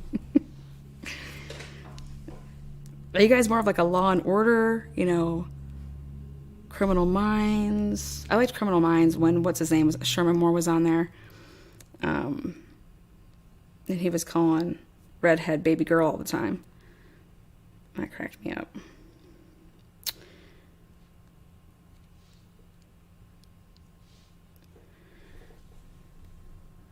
Wait, what? No, but how strange that his public defender is whose public defender is the coroner? Wait, what? Now if that's true, that is funny. That's a chuckle right there. There you go. Yes, CSI and First 48. There you go. I just don't think anybody should blame anybody. I think that, like something like this, you need all hands on deck, especially early on, because do you know what all these people did? It's one thing if you want to private, in my opinion, your social medias, because, hey, I don't need you guys digging into my stuff. Boom, immediately private. You know, awesome. But that's not what I saw. What I saw happening was the students, they were deleting in the organizations. They were deleting their posts.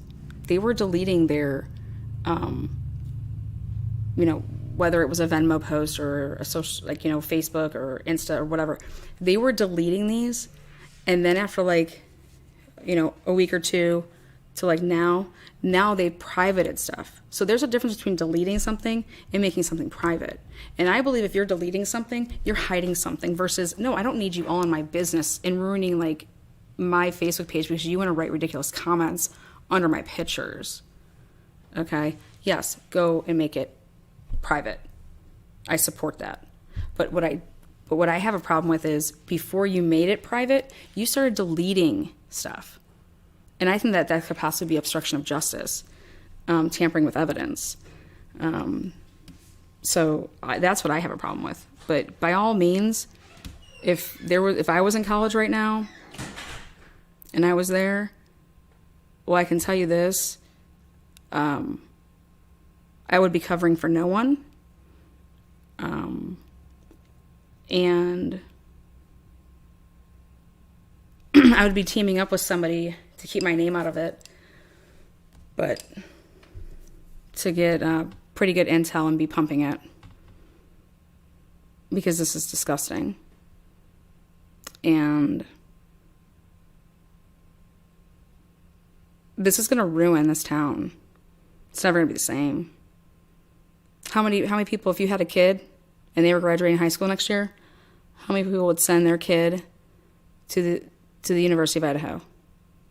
And I'm going to tell you what, guys, it has nothing to do with these murders. After the digging that I've done on this university and what I think that they bury in the Greek life, no way would my kids sniff that town. Not happening. And it has nothing to do with the murders. It has everything to do with all the other stuff. And again, that's just me.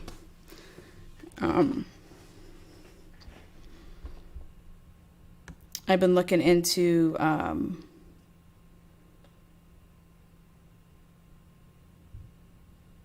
you know, back in the end of the spring last year, guys. I'll pull it up here. There was a boy. I mean, I call him boys just because I just can't say man. I mean, he's like, looks so young. Hunter. On 4/30, I don't know if you guys have seen this, 4/30/2022, they all went to the fraternity party, or like formal or whatever. And that night, you know, obviously they're all drinking, but that night or early that following morning, he was found in what was labeled as an accidental drowning. And it's crazy because the one picture that I have, you can see he took this picture and it's right next to 1122 King. You can see the house. Have you guys ever seen this? I can show it to you guys.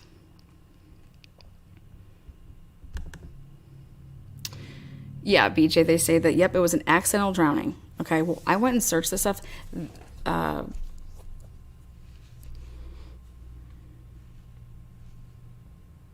Who knows if it was an accidental drowning? They don't take reports well over there.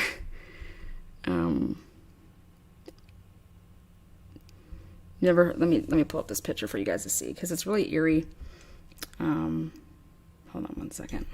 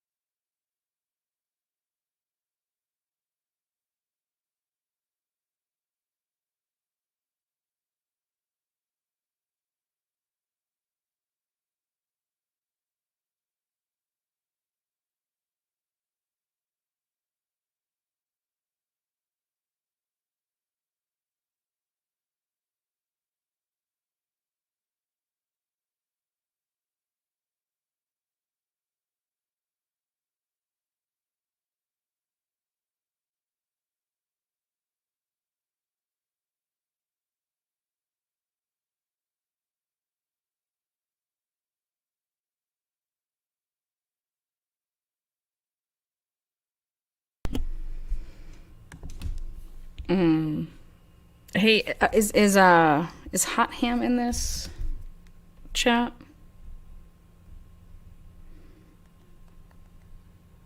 If somebody has that picture on hand, if they could shoot it over to me in my email, I want to pull that up so people could see. I just have so many damn emails. If I have to go through all mine, we're gonna be here for a minute. Let me see. Even though, I love talking with you guys. It's been on another level. Let's see.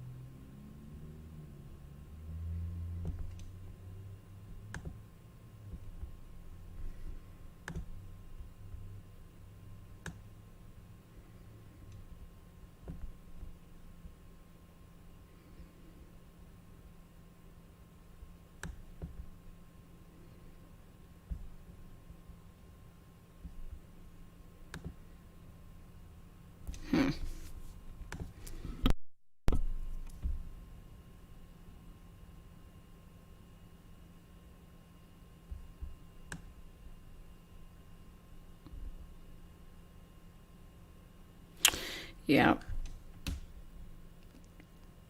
Sending photo now. Thank you, Mystical. Appreciate that. I think I just got it. That's helpful.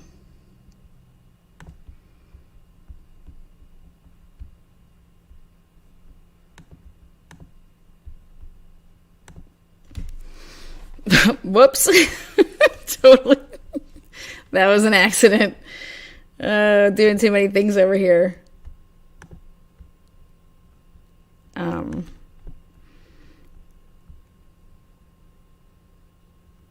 Mystical, I'm going to have you actually send it to this email.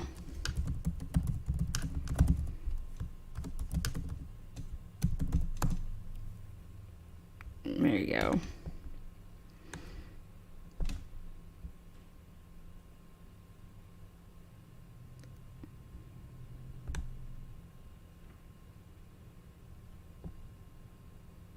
I don't necessarily think the windows are open, guys. Okay, so I want to restate this.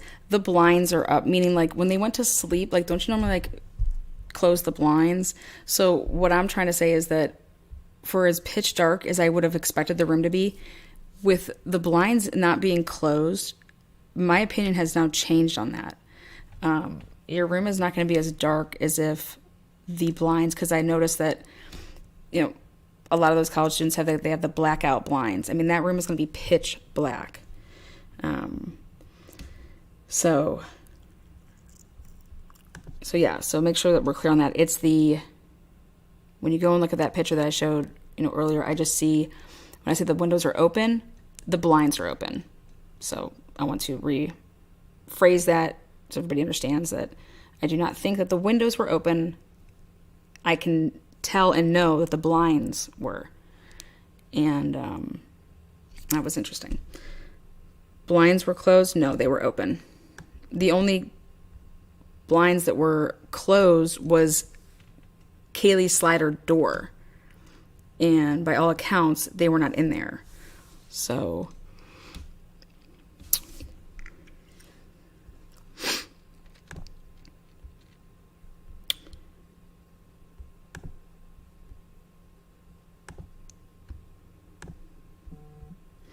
okay, perfect. Thank you. I got it. All right, so check this out. I'm going to load this up. Now, this is, if you guys haven't seen this, it's nothing like bad. It's just, I want you guys to see this picture. Okay, so it should be sharing. Now,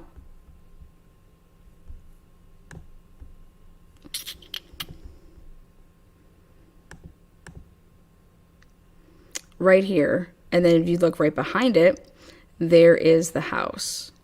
Okay, this is 4/30/2022. That's the house. It's in the back. Hudson was found dead in Paradise Creek. Again, there was a fraternity party formal 4/30/2022. So the context surrounding this is on 4/30/2022, the night before.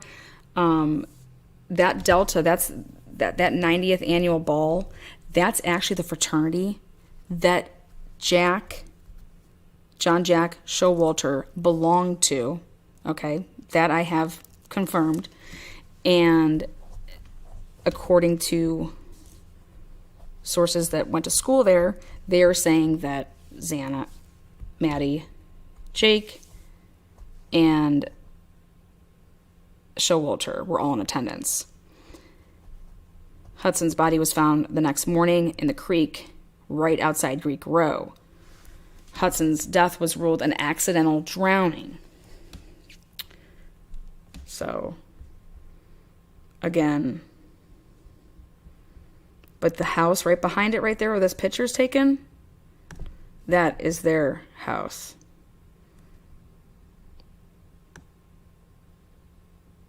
So this isn't a murder. This is just a death. And if you go through all the stuff, guys, there's like overdoses left and right over there. When you read that, whatever they want to call it, police blotter or whatever, the civic page. But that house that's in the background, where the light is, you see the two lights, you see the balcony, right there. That's their home. That's 1122. So this picture was it's just crazy to think that this is a picture that's taken at the house that's right next door to it. And in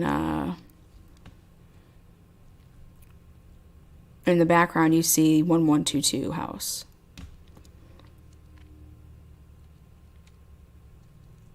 I think it's, it's just where the picture was taken. But how crazy is it that of all the places, one of them's the president of the fraternity, and the other person, I don't really know. So, but there was in April this year. Yeah, it says it right there. It was in April. I'm saying though that fraternity party was on 4/30. So again, guys, listen, the reason I'm showing this is because the night before these murders, okay, there was a big fraternity gathering. Okay, the night before. I want to know what went down. I also want to know what went down with the fraternities the night of. Okay, on 11/11, there was formals going on. Formals lead to, the parties. Well, what was going on? What happened? That's, that early morning in question as to why they never posted the 11/12 day when I believe that they should have. And then you have, now fast forward to in the springtime, there was a big party once again, a fraternity party on 4/30 that night, and then early in the morning, because of that party, it led to a death, basically. However way you want to slice and dice it.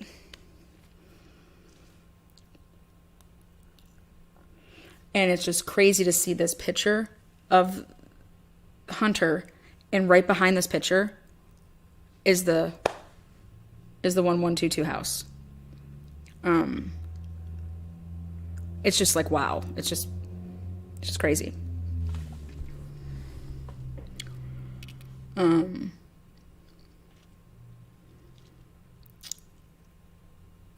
Yeah, there was actually in Columbus.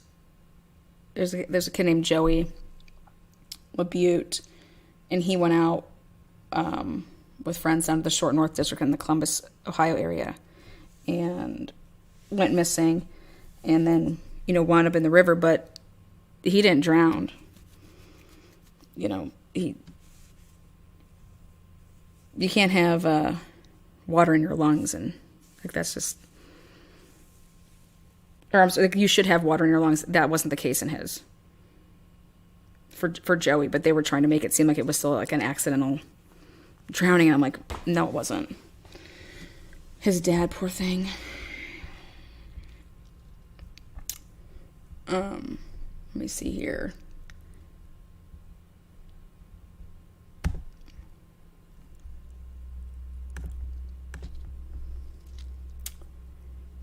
I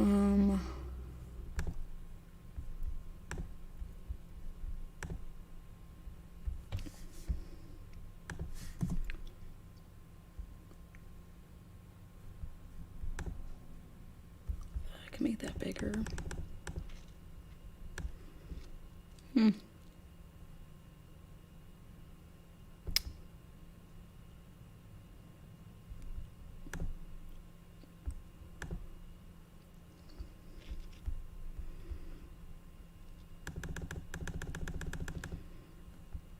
Oh yeah, here.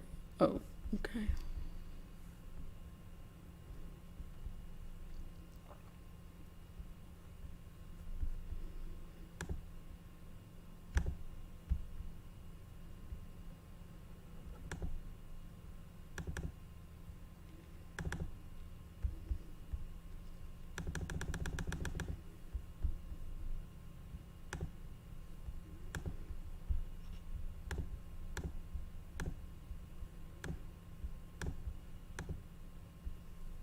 There you go.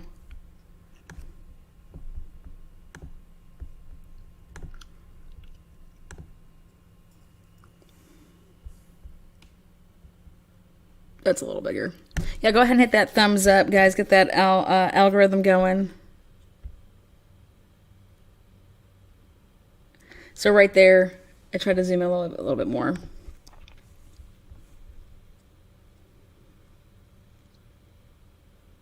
But yeah, poor kid.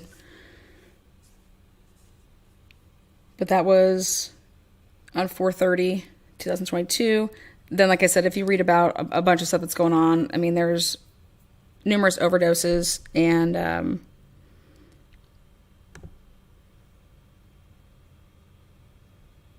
I just think that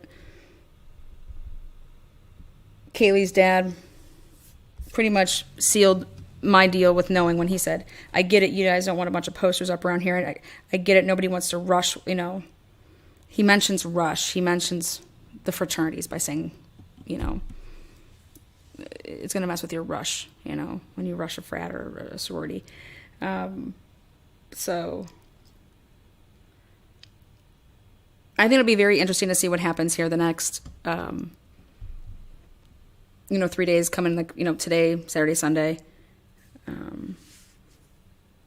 But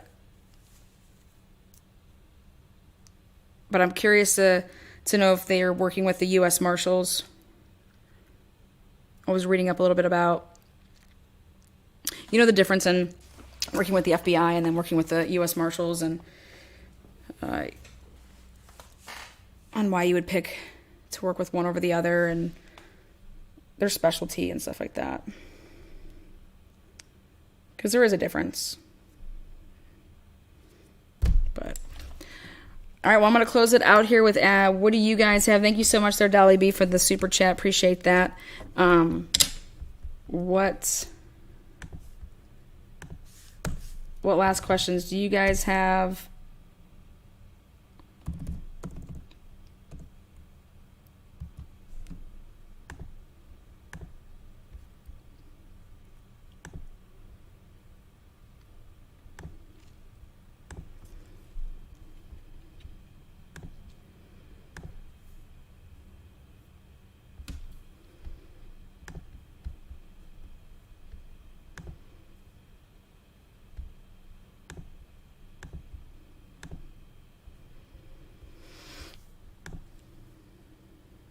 Oh, yeah, show me some love on that Friday.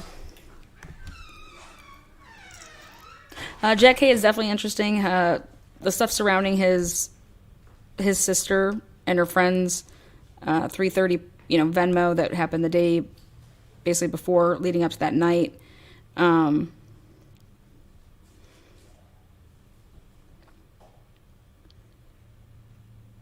didn't say anything was a code word. I know what rush is. I'm saying that once Kaylee's dad made a reference, even remotely referring to the frats and sororities by saying, I know it's not what you guys want to, see when you're having people rush, it's going to hurt your process when you see a bunch of posters up with 4 people that were just murdered and, they all belong to fraternities and sororities. It's not going to, go over well with you getting people to rush.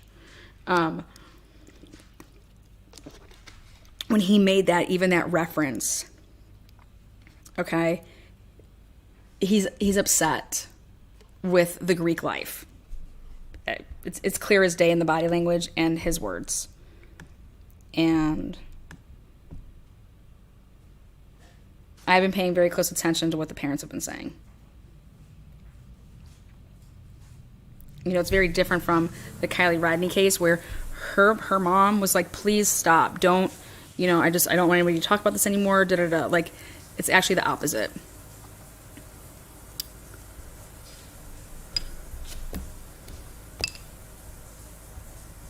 Oh, thanks, Cat K. I'm surprised that people don't know what rush is. Yeah, I think that, in my opinion, they are FBI federal field agents. Oh, they're definitely the same people. I don't know if I showed you guys that part of that video. Okay, here, I'll pull it up, my old video, because it's important. So I was going through the videos that they were showing last night, Ashley Banfield, breaking news every 10 minutes. Let's see.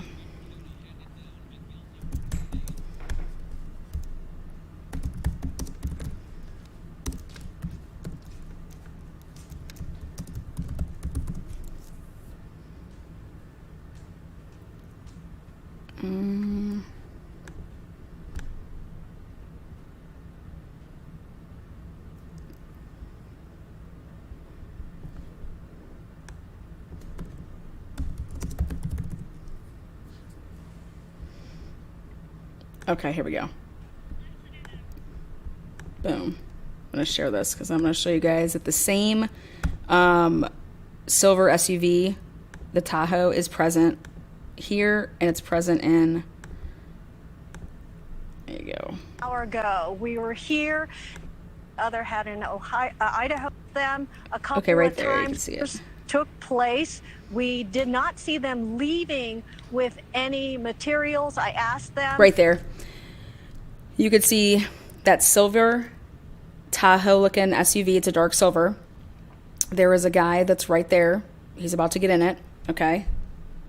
A couple of times. Why are they back? They did not answer me. They pulled away. Because they were trying to say they only came in 2 vehicles. They came in 3. In 2 vehicles. One. That's not true. Check this out.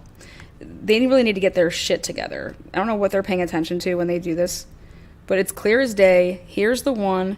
Here's the second one. And there's the third one's right behind this. Check this out.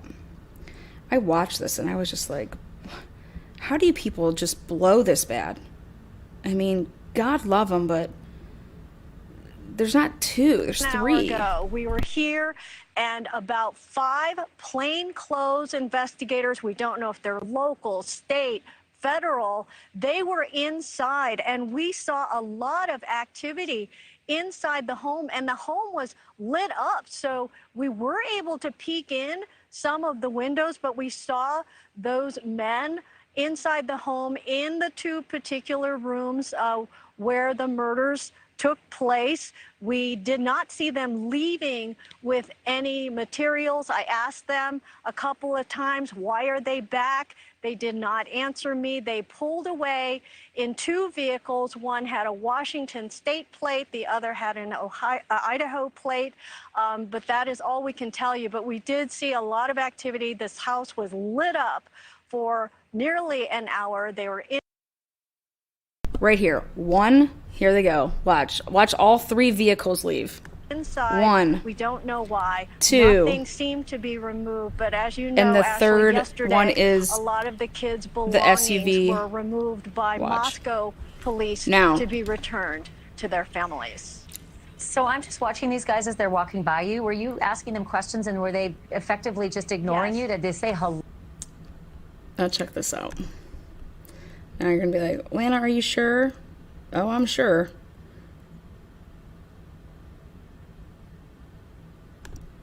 Let me show you how sure I am. Let's go to my channel. Go to live videos. Which one did I do yesterday? Where's the drone? There we go.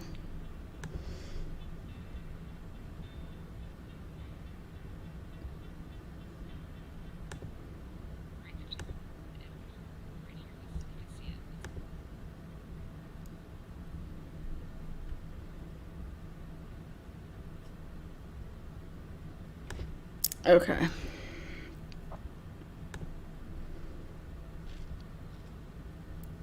Take a look.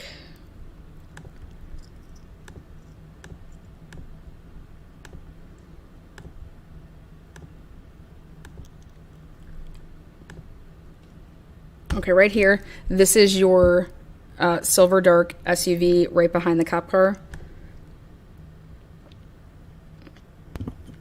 Now, there is no sound with it, but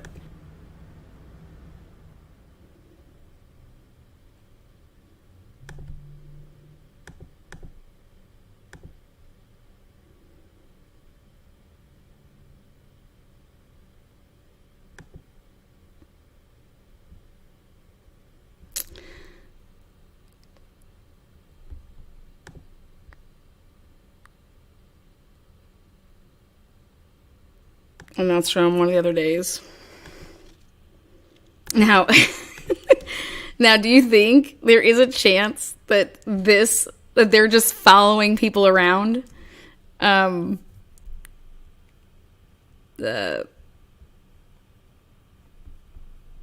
that's that SUV that was there and getting into and waiting. And I almost thought the one car when they were leaving yesterday was going to hit the other car. It's super tight. It's super tight. It's super tight. But yeah, it's right there. Lana doesn't miss a trick. You know that. Every stripper finds a pole around Lana. That was funny, Deb. Made me laugh.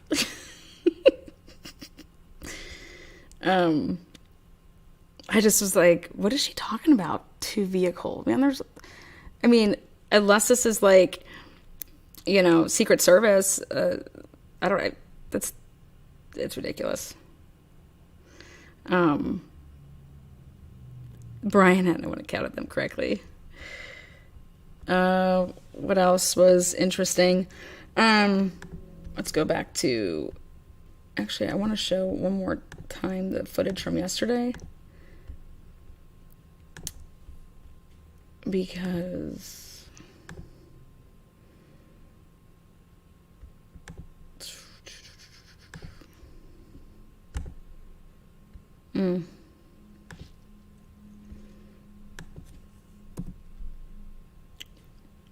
oh, here we go.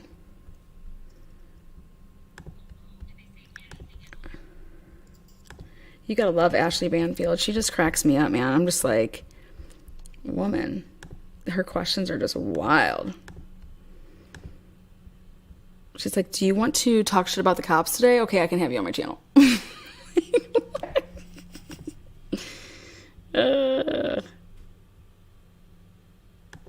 Okay, let's take a look.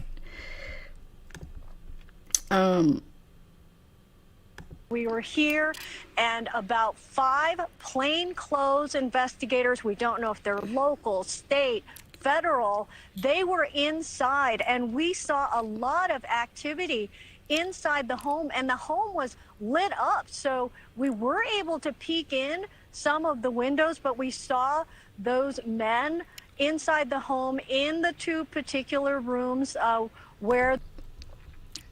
Now, I think they were doing a possible... How many are there? 1, 2, 3, 4, 5, right? I mean, 1 killer, 4 victims, a possible reenactment. So, taking a look at something that they would have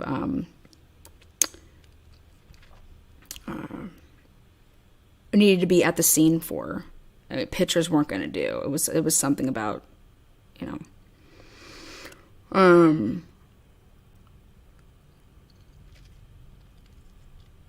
but I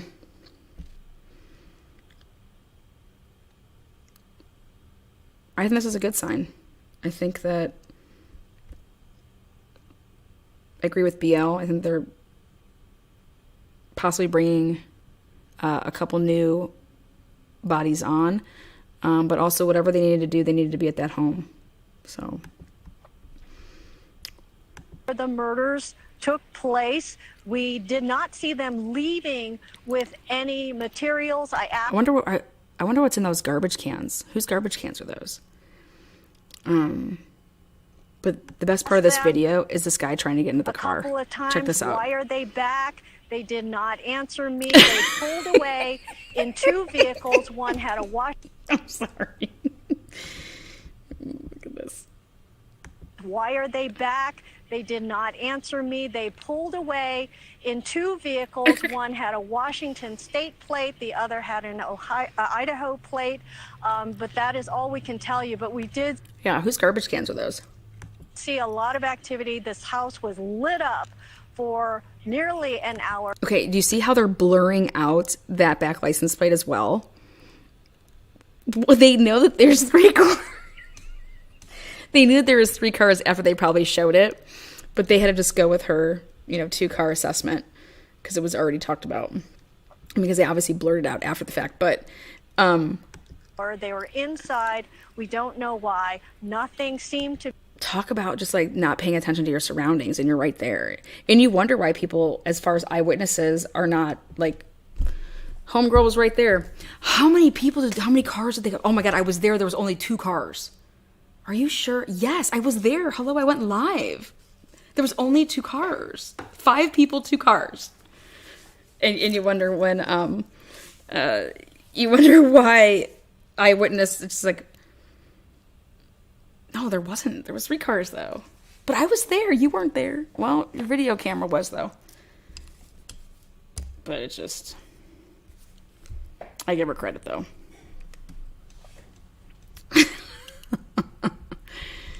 And then that guy getting in that, I mean... And then they almost hit each other. Check this out.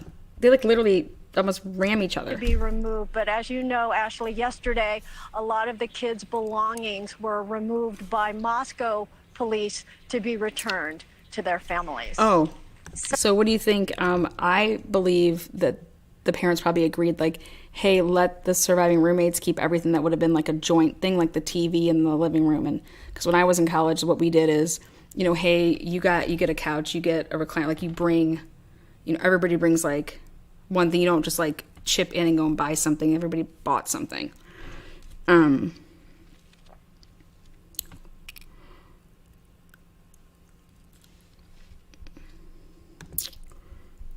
So I wonder if the parents were like, we just want the personal belongings in their bedrooms or something like that, and let the girls keep. I mean, then the girls are probably like, we don't want any of that stuff. Like, maybe none of the stuff can even be, you know, used. But I'll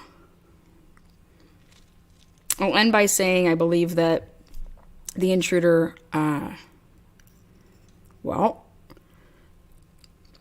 depending on if those stools were there or not, it's still a toss-up if the cops put the stools there or if the girls put the stools there. Because if the girls put the stools there, then your intruder couldn't have come through the slider. If the cops put the stools there, then yeah.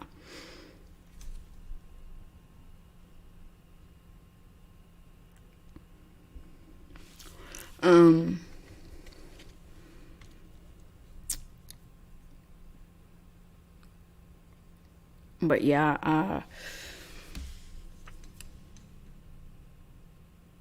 believe that whoever did this was really good, is used to hunting. I think that they hunted their prey that night. They waited out there till they thought that the whole house was sleeping, so they knew that that house was full. Not that there was people in it. Just because you're a party house doesn't mean like people just can come in your house whenever. Like, that's not what that means.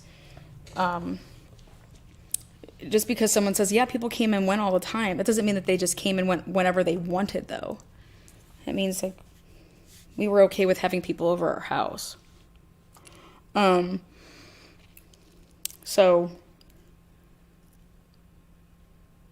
you go upstairs, you go into the bedroom, and like I said, there's going to be 2 bodies in there because they slept in the same bed that night.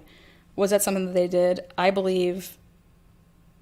Yeah, they grew up like as sisters. Like, I don't think there's anything weird about that.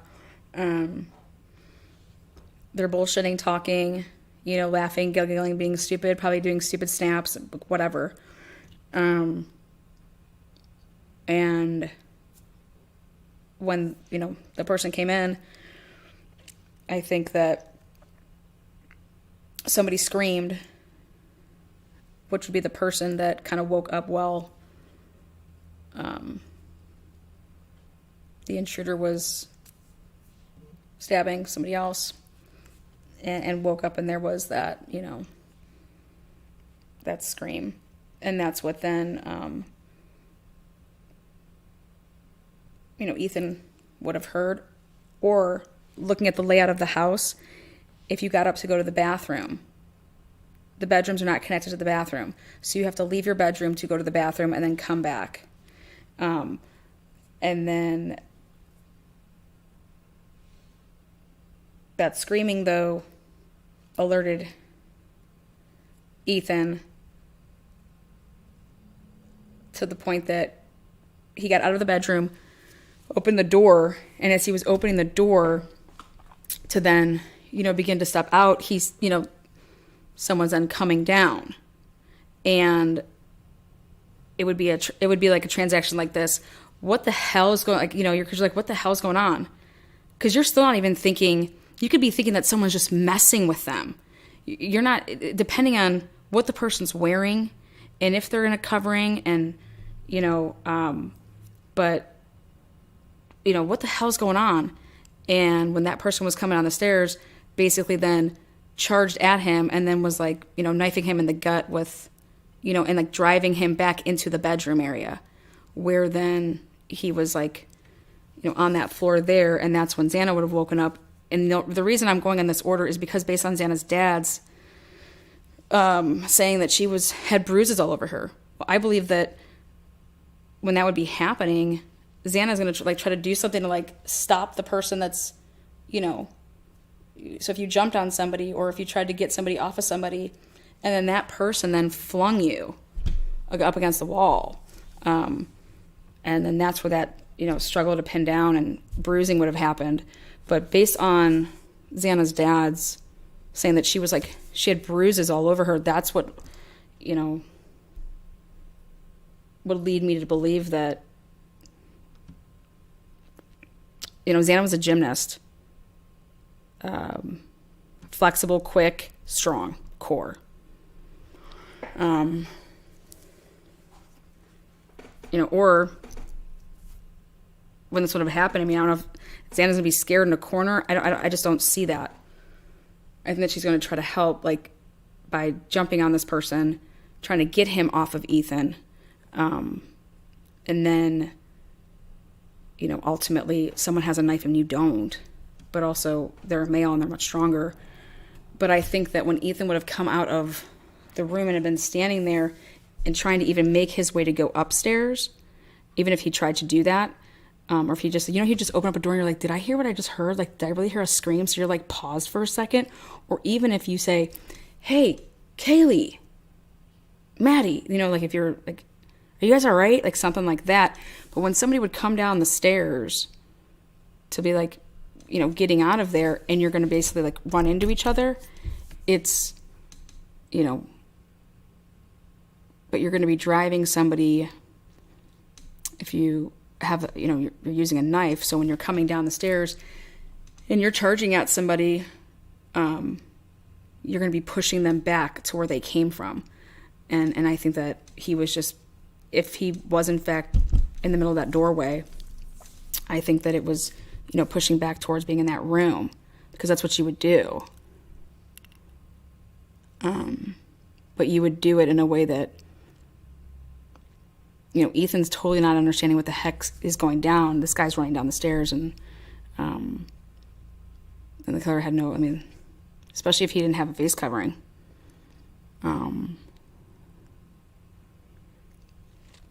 But I think that if Ethan, whether he got up to go pee, because remember the bathroom is not connected, if he doesn't leave that bedroom, I don't believe that Ethan and Xana would have been killed either. I think that Ethan and Xana were killed because of, like I said, either you got up because you heard something and then you're like, oh, I gotta pee, so you go pee, or you got up because you heard it, you open up the door to say, you know, Kaylee, is that you? Maddie, is that you? Like, you like try to listen to see if that's what you heard. So you open up the door and you're standing there and then you hear somebody coming down. So when you hear this person come down, they're coming quick, next thing you know, it's a guy or it's somebody that's, you know, in all coverings, and you're kind of just like, you're like, what the hell's going on? Because think about it. Okay, is someone playing a joke on the girls? Like, is that, who is that? You know, you're not thinking, oh my God, my roommates or BFFs or we're just up there getting murdered. That's not what you're thinking. It would just be depending on what you were able to see in that short amount of time. But based on Xana's father's own words is why I believe it happened like that. So, it would account for her bruising if she was bruised all over like that. I think that I know what I would try to do. I would try to jump on the person's back and try to pull them off of them. Or if I had a gun, I guess I would go grab my gun and start shooting. But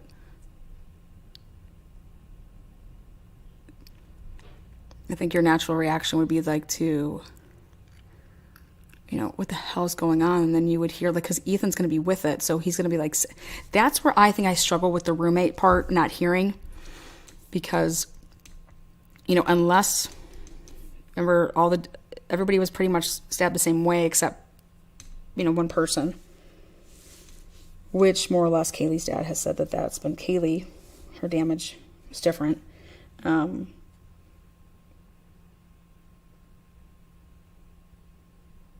I believe it's because it was overkill. And possibly in the face.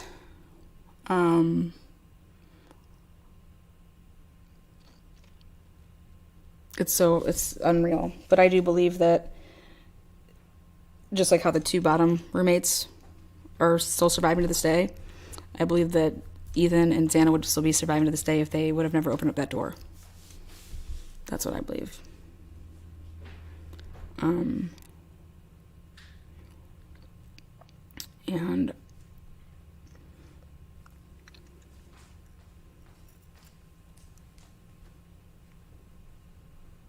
but that would be the order, and the blood transfer would show that.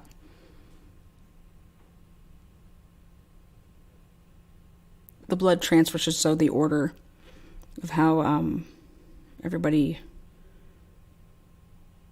like the order of the deaths.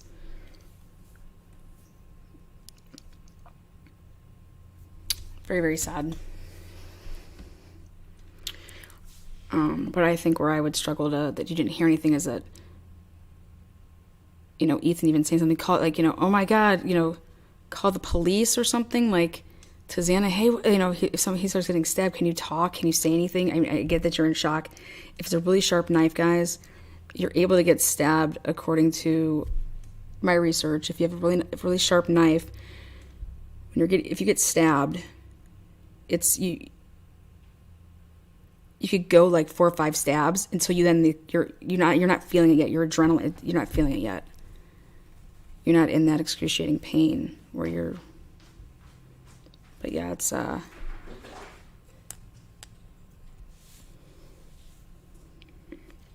just think it all happened so quickly.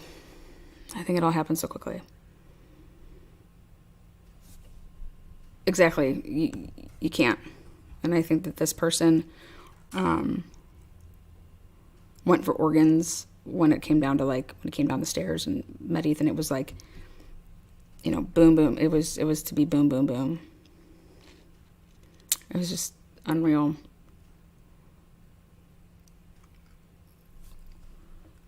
But if everything was done properly, I think at the crime scene, you're going to be able to see that. You're also going to be able to see if it was 2 knives. I think that you're going to be able to see if there was, you know, if there's only 2 people that have transfers. Like Ethan and Xana, like there's no blood from upstairs into their room or by them or anything like that or on them. Then chances are that either they were killed first or they were killed with a different knife. But if Kaylee's blood is on Ethan, you know, Kaylee was killed before Ethan, vice versa. So it's just so sad to even have to think about something like that, to talk about it.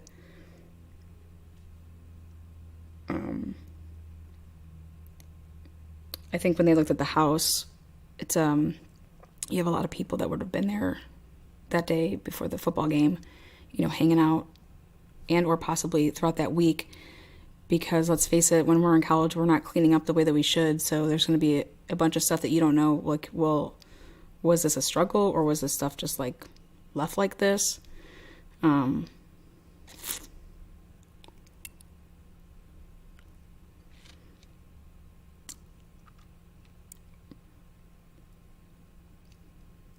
I think that they're trying to get their case to be airtight for an arrest. I'm really hoping that that's the case, because I think in something like this, how could the person not fuck up? And when someone says like they could have cut themselves, well, if they were wearing gloves, you know, would have went through the glove, you know, to then have their blood. I mean, I just don't see them not doing this without gloves. But that's just me.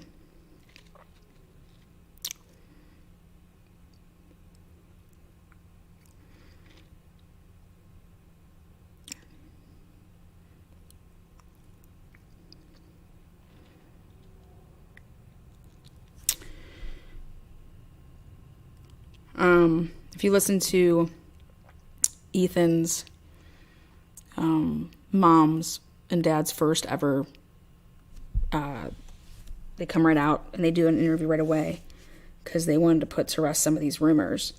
And the mom said that Ethan and Xana were found in the same room. She just used it like the same. She just said they were found in the same room. And that was like literally one of the first interviews. You can go back and check it. It's in one of my videos. There's a playlist that I created for the Idaho, University of Idaho students. She doesn't say bedroom. She says that, yeah, Ethan and Xana were found in the same room. She doesn't say bed. She says found in the same room. And so that leads me even, like, putting together all these little pieces is how and why I think, you know, point A, point B, C to D. Because I do believe if that door doesn't open, that nobody even on the second floor is murdered. I mean, again, I could be completely wrong, but I do believe that the intent was to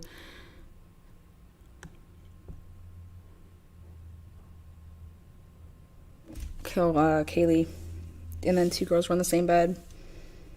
I think that the killer was prepared, though, for that to possibly be the case. But I don't think the killer was intending to kill all of them or even those four.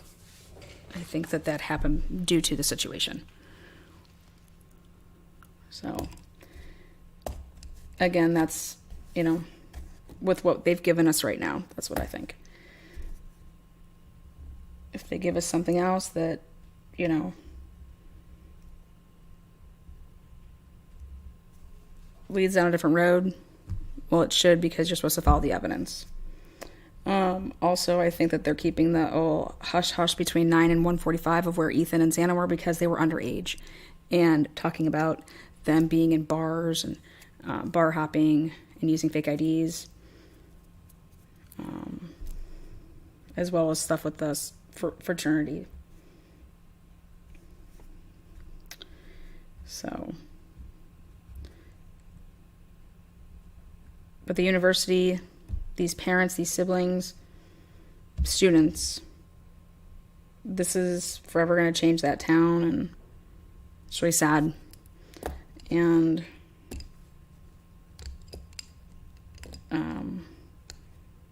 it's crazy when you think about it, because when you hear something, your natural reaction is to like pop up, you hear something, and then like to leave your room to go check on it. You know, should that not be our natural reaction? I don't know. As a parent, yes, because I'm going to help my kid. As a college kid, I don't know. Do you immediately call 911? When you're used to hearing people party and you're not sure what something was.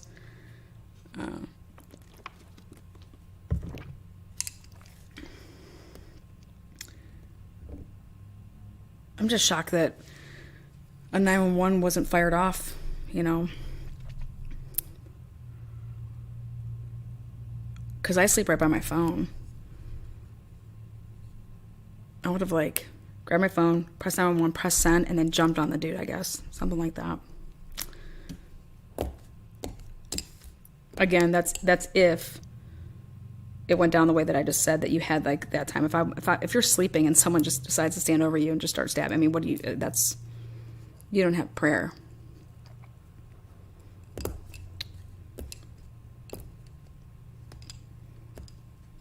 but I don't believe whoever did this was intending to kill 4 people, but they had no problem doing it, because when they would have came down the stairs, they would have had the option just to run and get out of there. They didn't. They chose the other option. And one can only believe that maybe that's because that their face covering somehow was not on, or wasn't on all the way, or didn't have one at all.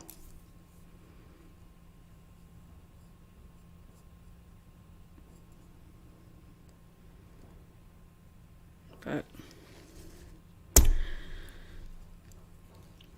yeah, there's mixed stories on that.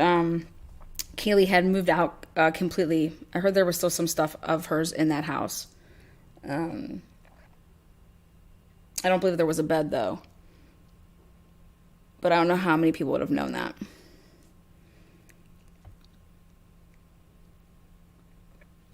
Again, when someone's just lurking around, though, and they're paying attention to your social media, and you would have ever posted, like, my last night here, all my stuff is out, oh my God, like, that type of stuff.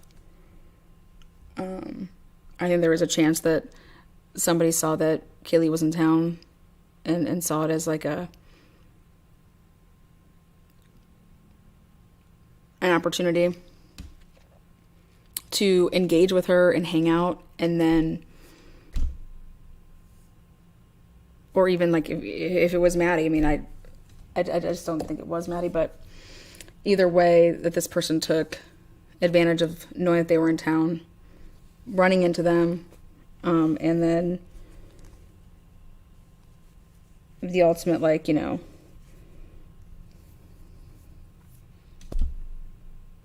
fuck you, you're not going to play me like that type of thing. I don't know.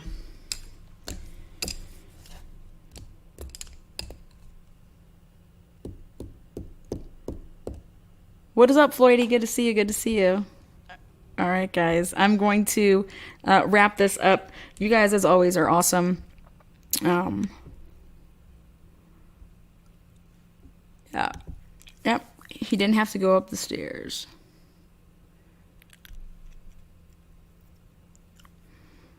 What he means by he didn't have to go up the stairs means he's like, what he's trying to say by that is he went up the stairs. When he came in the house, you didn't have to go up the stairs. Why did you go up the stairs? Because they were the intended target. Both of them or one of them. That's why they went up the stairs. That's why he went up the stairs. Like, if you're trying to steal something, what do you want? You know, it's not upstairs that you're trying to steal. What's upstairs? He didn't have to go up the stairs. What I believe her dad means by that is that he chose to go up the stairs. That's where he was intending to go. And then somebody said to me, well, wouldn't you just make sure that you didn't have any, they said it to me last night. They're like, Lana, come on, why would you leave two of the roommates? Like, what if they're a witness to what happened? And I thought about that for a while. I said, well, maybe they weren't there. You know?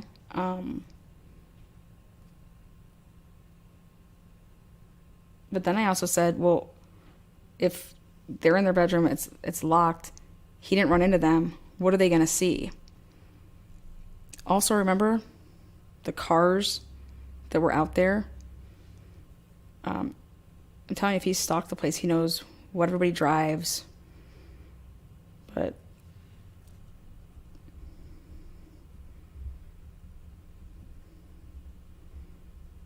if he's got himself covered up, I didn't run into anybody else. I don't think I need to go downstairs and, you know, I think I need to get the hell out of there, because chances are, what if those people would have called 911? So, and then everybody says, like, oh, in that situation, I would have called 911. You also don't want to call 911 on yourselves if you have a party house and there's, like, you know, drugs in the house, underage drinking. You know, people are always, you know, that's the type of stuff you're scared of. You're not thinking about the other stuff. So, but Bad girl. Thank you for your membership.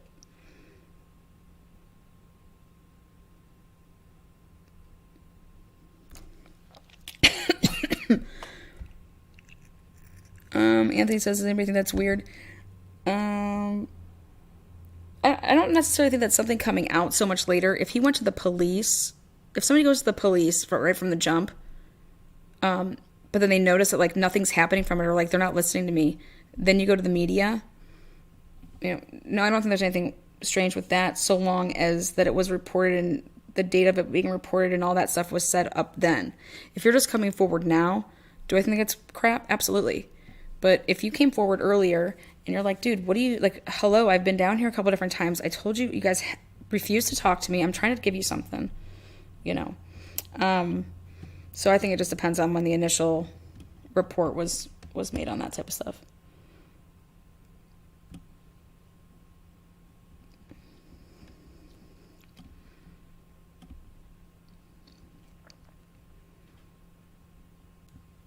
And then I hear people saying to me, well, Anna, you can't possibly think that the university doesn't want to clear this up. Because this is the longer that this lingers, the worse it is for the university, you know. And I'm like, well, yes and no.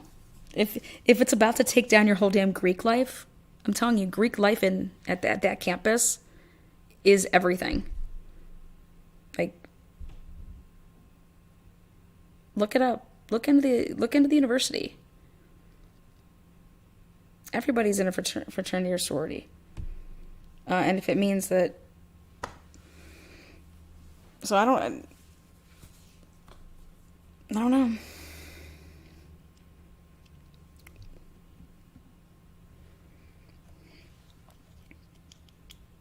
I think that the person's DNA is not in the system. So, go get the DNA. Start following these little pricks around and start getting cups and the gum that they spit out, the cigarettes, the blunts, the cigars. I mean, go get some DNA. So, I've always said though, like, as far as Greek life goes, I never had to pay for my friends. I would tease anybody that I knew that was in a sorority. I'm like, man, I don't understand. You got to pay for all your friends? Yeah.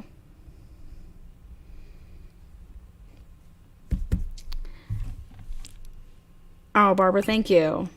It's very kind to say. Appreciate that. All of you guys are awesome. What is Greek life? Greek life is, I should not be the one ever explaining Greek life. I'm an athlete. I don't know. The athletes all hung out together. It was like maybe we had our own sorority and fraternities, but we just, I don't, like this whole like thing of like hazing or like, I just look at, when I think of Greek life, I think of like people picking on people. Like the culture isn't a good culture in my opinion. It's fake. It's fake to me. Everything's fake about it. Wait, just because you're in this sorority, I have to be your friend, we have to be cool. No, like, do you know that your coaches when you're athletes in college, they're not like, hey, every single one of you guys are going to be best friends. You guys are going to be friends, you hear me? Like, that's not what our coach ever said to us. We're teammates on the court, in between the line. We're teammates. Okay? But outside of the court or, you know, the playing, whatever your playing field, like, no, they're not trying to make us be friends. But in athletics, what it teaches you is that you have respect and, you know, your discipline. And so, but I just feel like, you know, to force, you know, people to be friends or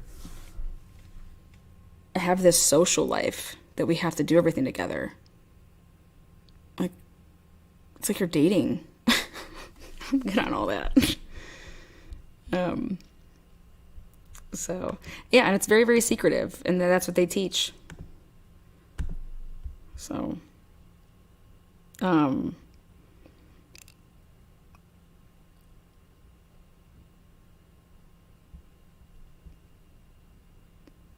I hate to, like, knock, you know, the sororities and fraternities. I mean, but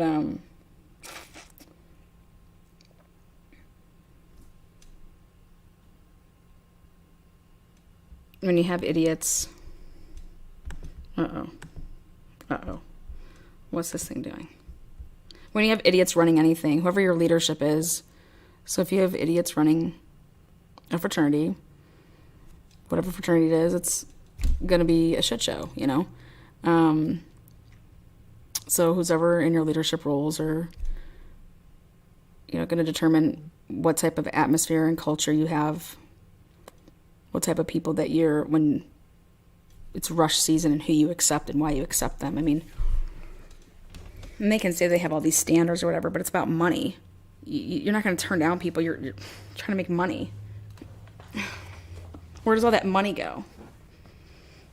Like, I was listening to what they were charging last year in 2021 to live in that SIG house, $2,800 a semester to live there. But yeah, maybe I'll pull up all the fees. I'm just curious. But all right, guys, I'm gonna go rock out my Friday in like the best magical way ever. But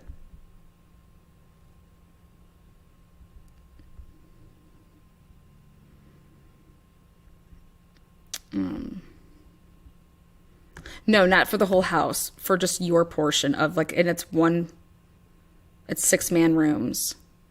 So it's $2,800, you know, per person. I don't know how many people they would have in there.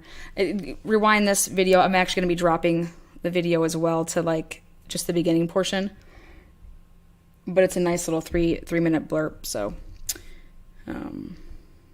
Lana, wait, what?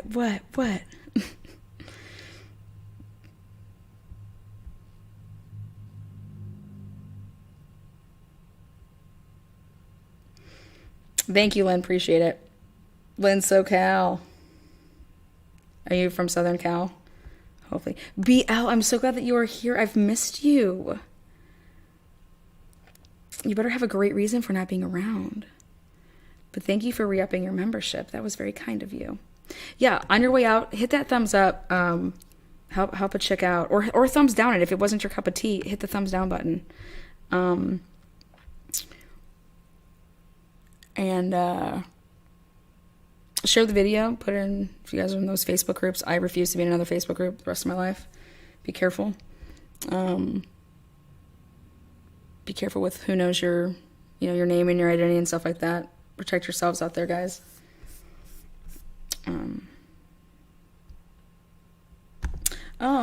Mystic, thank you. This is her or his first time here, and I love this. Well, you're welcome back anytime. Morgan. I love my OGs. Wait, what was it? Okay, when you read the comment, why would anyone send $6 to all of them? I just thought 666 the devil. Did the same person send them all? Yeah, I have no idea about all of that.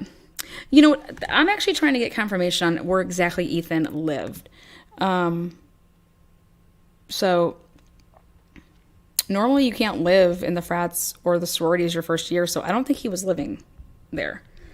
But thank you, Jackie. Thank you.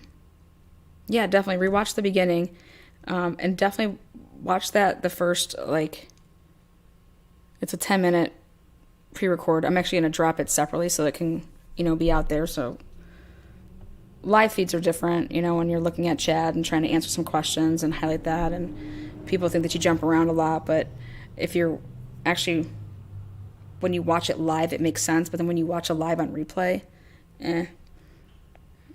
it's so. Here is Baltimore. We live off the natty. Okay, girl, go on with your bad self.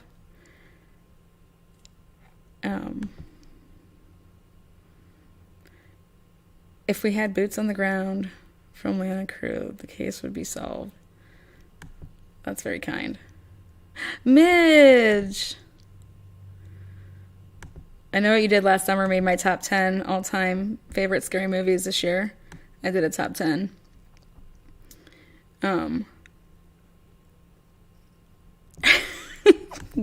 BL, that's why I need you in here whacking these trolls, man.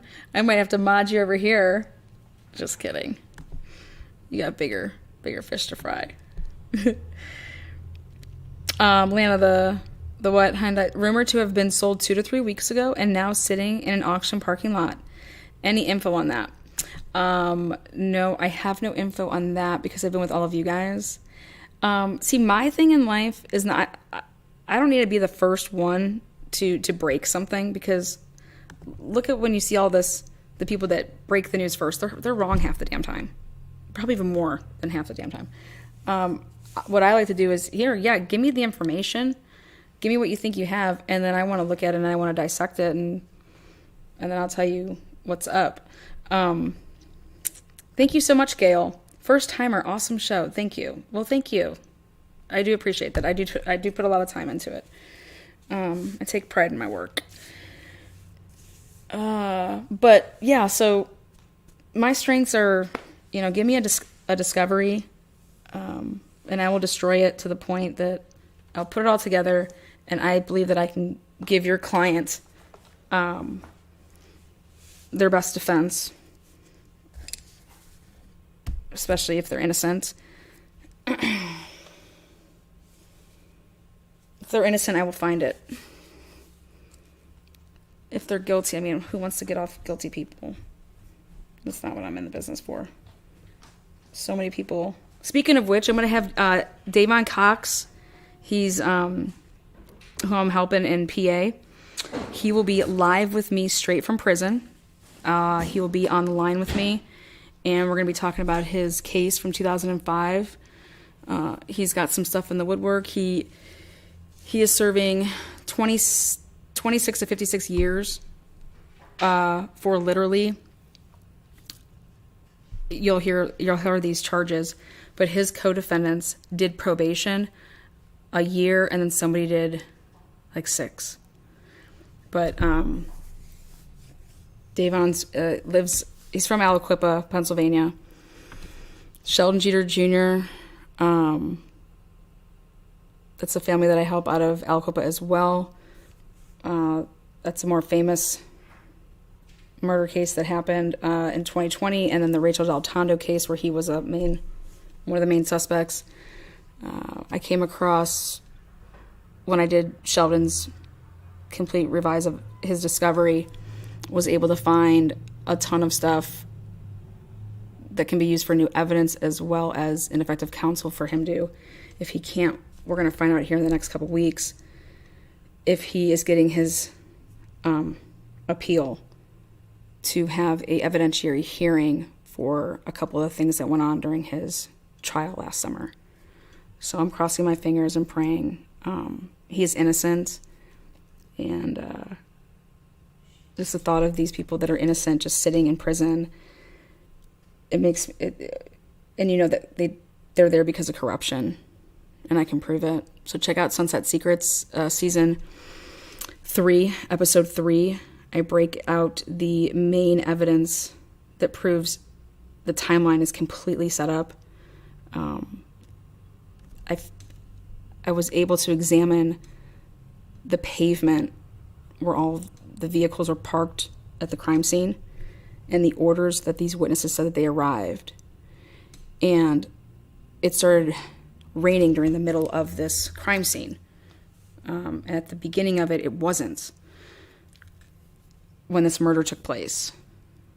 And the first witness that was there, his car was allegedly there before it started raining.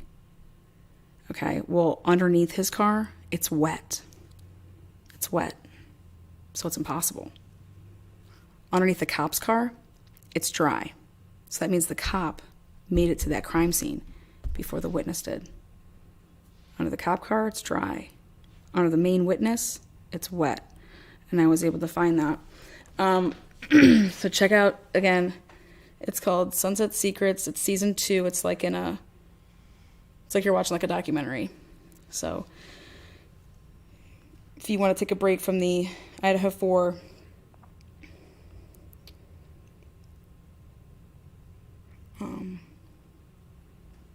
but yeah.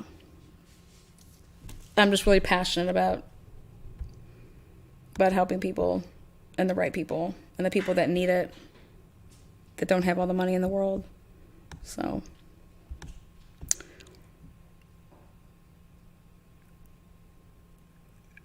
I don't believe the peeping Tom guy has any connection.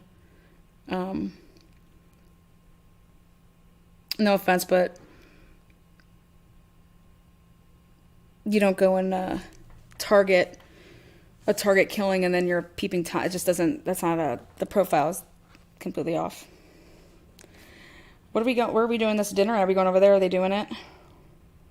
Hey guys, my Friday night dinner crew. Hey guys, dinner. What are we having? What? Yeah, there's that playlist. And also I'm going to re-put up, I think it's episode 3. I really want to highlight that episode because I'll be dropping episode 4 and 5, but they get really, really good. The work that I was able to, they just lie their asses off.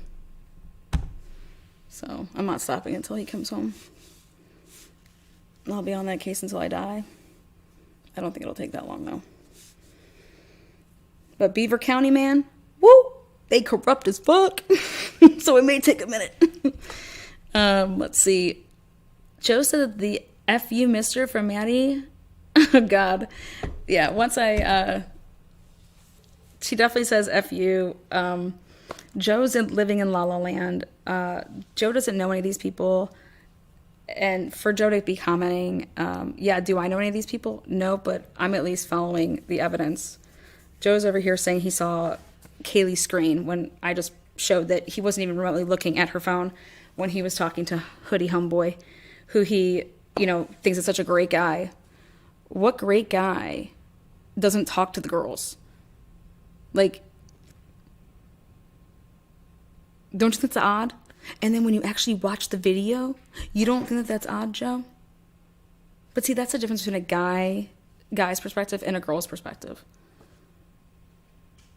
But I'm telling you, I've showed enough guys, and they're like, no, that's not normal. Like, especially like in college, like you don't want to be dogged like that, so you don't give yourself a chance to be dogged like that. If they ever had a conversation of like, well, hey, I'm just gonna make sure that you guys get home okay. Like, I don't care. You guys can tell me to go piss off, but you guys are hammered. Like, until I said that you guys get into a car that gets you home safely, I'm gonna be right here. That's the only type of conversation that I could think that could have possibly been had where it'd be like even the slightest bit normal. But there to be no conversation at that food truck, there tells me that there could have been, a situation right before they got there where they were like, dude, what are you doing? Like, we're good. Leave us, we're fine. We're calling a ride. We don't need your help, whatever. So, but yeah, Joe D, for you to watch that video and literally make TikToks after you see that, I think you're making a fool out of yourself. That's what I think. I wouldn't be speaking on it. I'd be like, I don't know those people. He seemed like he was just, busting balls with me, waiting on these chicks, because, yeah, he was selling you a story, you dumbass. He was treating you like a used car sales, that you're buying a used car from him. He's in business school. He's not in, any of the medical stuff like his whole family is. He's in business. And he's there. He's bullshitting the shit out of you, man. And if you have such a good memory, then tell me what y'all were talking about for 10 minutes. Like, literally, what did he say to you? I want to know what lines he fed you. That's what I want to know.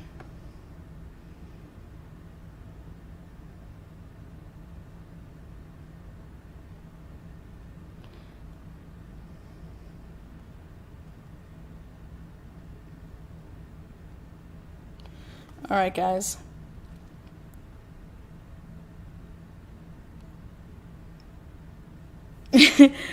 Wands. Why did you lie so much, Joe? you know, some people just don't have, like, I would just, if I was Joy, I would have watched that clip, that 10 minutes, when they were there, and saw everything go down, and saw how the dude takes his hat, turns it around, pops his hood up, you know, which I went over earlier in the show, to say, no, if you were walking down from the bar, you would have popped that hood a long time ago because of how cold it was. You wouldn't have done it then, okay? Everything that he did, he turns to the right when he removes his cap to put his cap on so he avoids the camera again. I mean, he is doing everything to avoid that Twitch feed. Why? Well, I get it. Like, sometimes I don't want my picture taken. I don't want to be on camera. I get all that. But, like, go just stand by the tree and just wait till they're done then. I don't know. Or just not even be there. How about that? If you don't want to be on camera. Oh my God, I was waiting. I can now leave. My girl, Alice, from Pittsburgh. Have a wonderful night. All right, for real now, guys. I'm going. I gotta go. Hot Ham Radio. 2 cars, but there's 3 cars.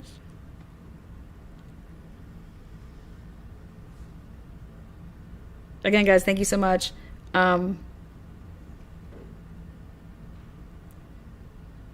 guys rock. Hit that thumbs up on your way out, okay? Tell all your friends Truth and Transparency has the best merch coming. Get yourself a home team hoodie. Home team! Those of you guys that just joined us, here you go. I'll be playing the 10-minute clip for you to catch it right now, or if you've already seen it, you guys can peace out, but here you go. We have tips coming in. We have investigators out every day interviewing people. We're still reviewing evidence. We're still looking at all aspects of this. And I said early on that no stone will go unturned. And I mean that. We are going to continue. This case is not going cold. Again, thank you, new subscribers. Thank you, new members. And thank you so much to my mods. Love you all. December 8th, 2022. Where are we in the investigation into the Idaho 4? The University of Idaho, 4 slain students. Where are we in that investigation? Where are investigators in that investigation? You have a YouTube investigation, basically, and you have law enforcement investigation going on. Does social media help or hinder a real-time investigation? Let's start from the beginning. 11/11/2022. In the morning, Kaylee bought her Range Rover all by herself, then left her mom's house to go show Maddie her new car and hang out for the weekend. They had a fraternity party set, hanging out for the football game on Saturday. On 11/11 that evening, they were at a formal. That would be Maddie and Kaylee. On 11/12/2022 at 10:31 a.m., Maddie paid Kaylee with a note that said coffee. That was a Venmo transaction. 10:59 a.m., Ethan paid Kaylee with a note that said thank you. Again, a Venmo transaction. At 11:10 a.m., just 11 minutes later, Ethan paid Kaylee again through Venmo with a note that says, Yuh Yuh Yuh. 2:30 p.m., Kaylee called her mom after sending pictures and telling her about how much fun her and Maddie had at the formal. The Vandal kickoff for that final game was at 4 p.m. on that Saturday, 11/12. So the pre-gaming at that house, 1122 King Street, that would have begun a couple hours before that 4 p.m. kickoff. At 8 p.m. on 11/12. Usually football games last about 2.5 to 3 hours. Now, it was senior day for the Vandals. Obviously, depending on unfortunately, the game. At 8 p.m., Ethan and Xana are at a fraternity, the Sigma Chi House. And that is located at 735 Nez Pierce Drive. What's up, guys? So now we're inside the lodge. We just do stuff like philanthropies, brotherhoods, and socials in here. Yeah, basically whenever there's a big group of people, we just like to kick it and chill in here. So this is our study. We have the largest study on campus. This is the main room where people work on group projects and stuff, and then we got stalls up top and whiteboard back there. And this is kind of all of our awards that we've won. These ones on the plaques up here, those are our Blue Petersons. That means we're in the top 10% of Sigma Chi's in the nation. And 2020, we won Chapter of the Year. All right, so this is our fraternity standard, and this is what we recruit kids off of. It's man of good character, a student of fair ability, with ambitious purposes, a congenial disposition, possessed of good morals, having a high sense of honor and a deep sense of personal responsibility.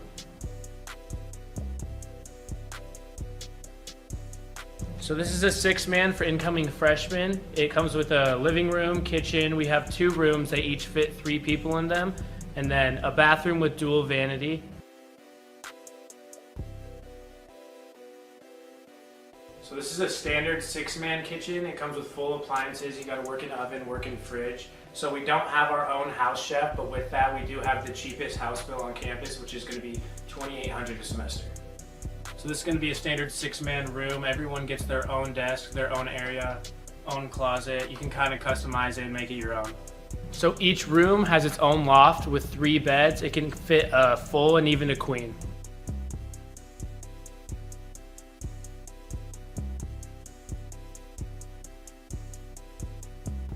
So as we come down out of the courtyard, this is the basketball hoop.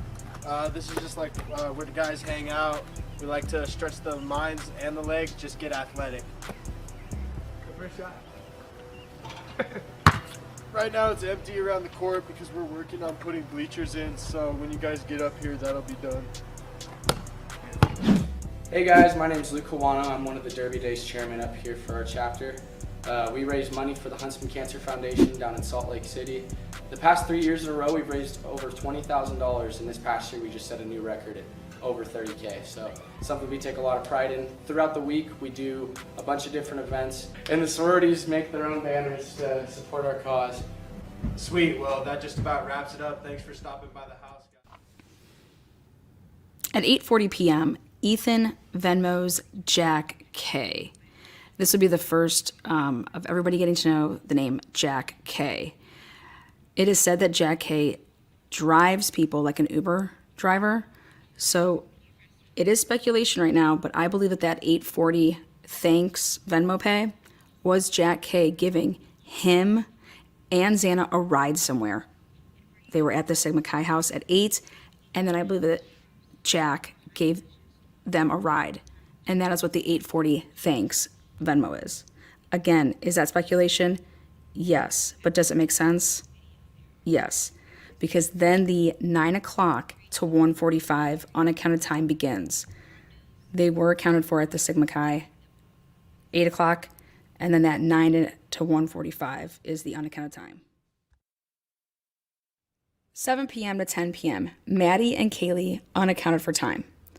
4 p.m. until 1 a.m., unharmed roommates, Bethany and Dylan, unaccounted for.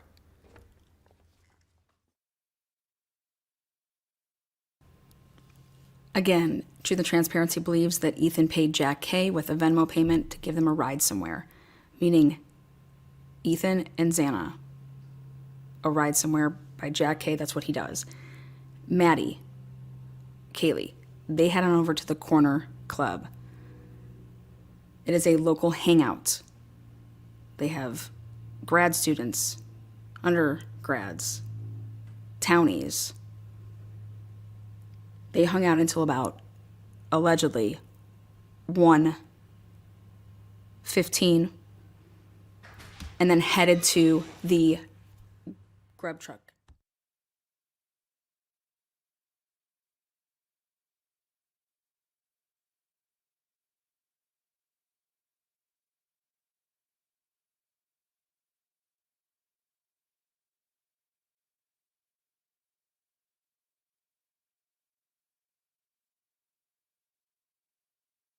out of houses are mostly centralized in this area. New information from Idaho State Police reveals 2 of the victims, Ethan Chapin and Xana, were together Saturday night, November 12th. They went to a Sigma Chi fraternity party across from their home on King Road from 8 to 9 p.m. The other 2 victims, Kaylee Gonsalves and Madison Mogan, were at the Corner Club on Main Street. It's about a mile and a half away from the home on King Road.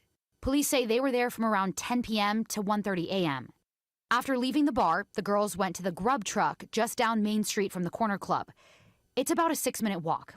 They're seen in a video from the food truck, ordering food around 1:40 Sunday morning. U of I students tell us it's a common weekend routine to go from the Corner Club to the food truck.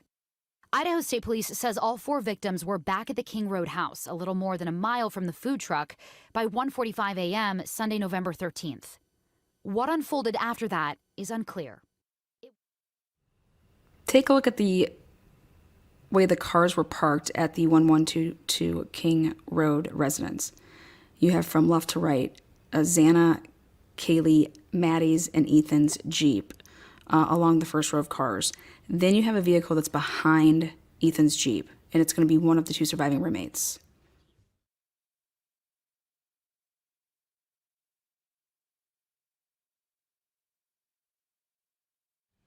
Where is the 6th car? All victims' cars are accounted for in the first row. And then it's going to be either Bethany's or Dylan's car that's behind Ethan's. So one of their vehicles is missing. Why? Where was it parked that night? Was one of them not there that night? Why wouldn't you park in your own lot? Does someone not have a vehicle?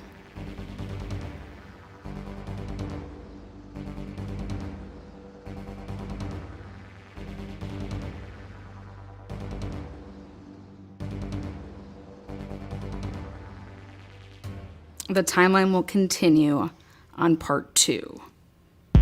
Greek Row. All right, guys, see you next time.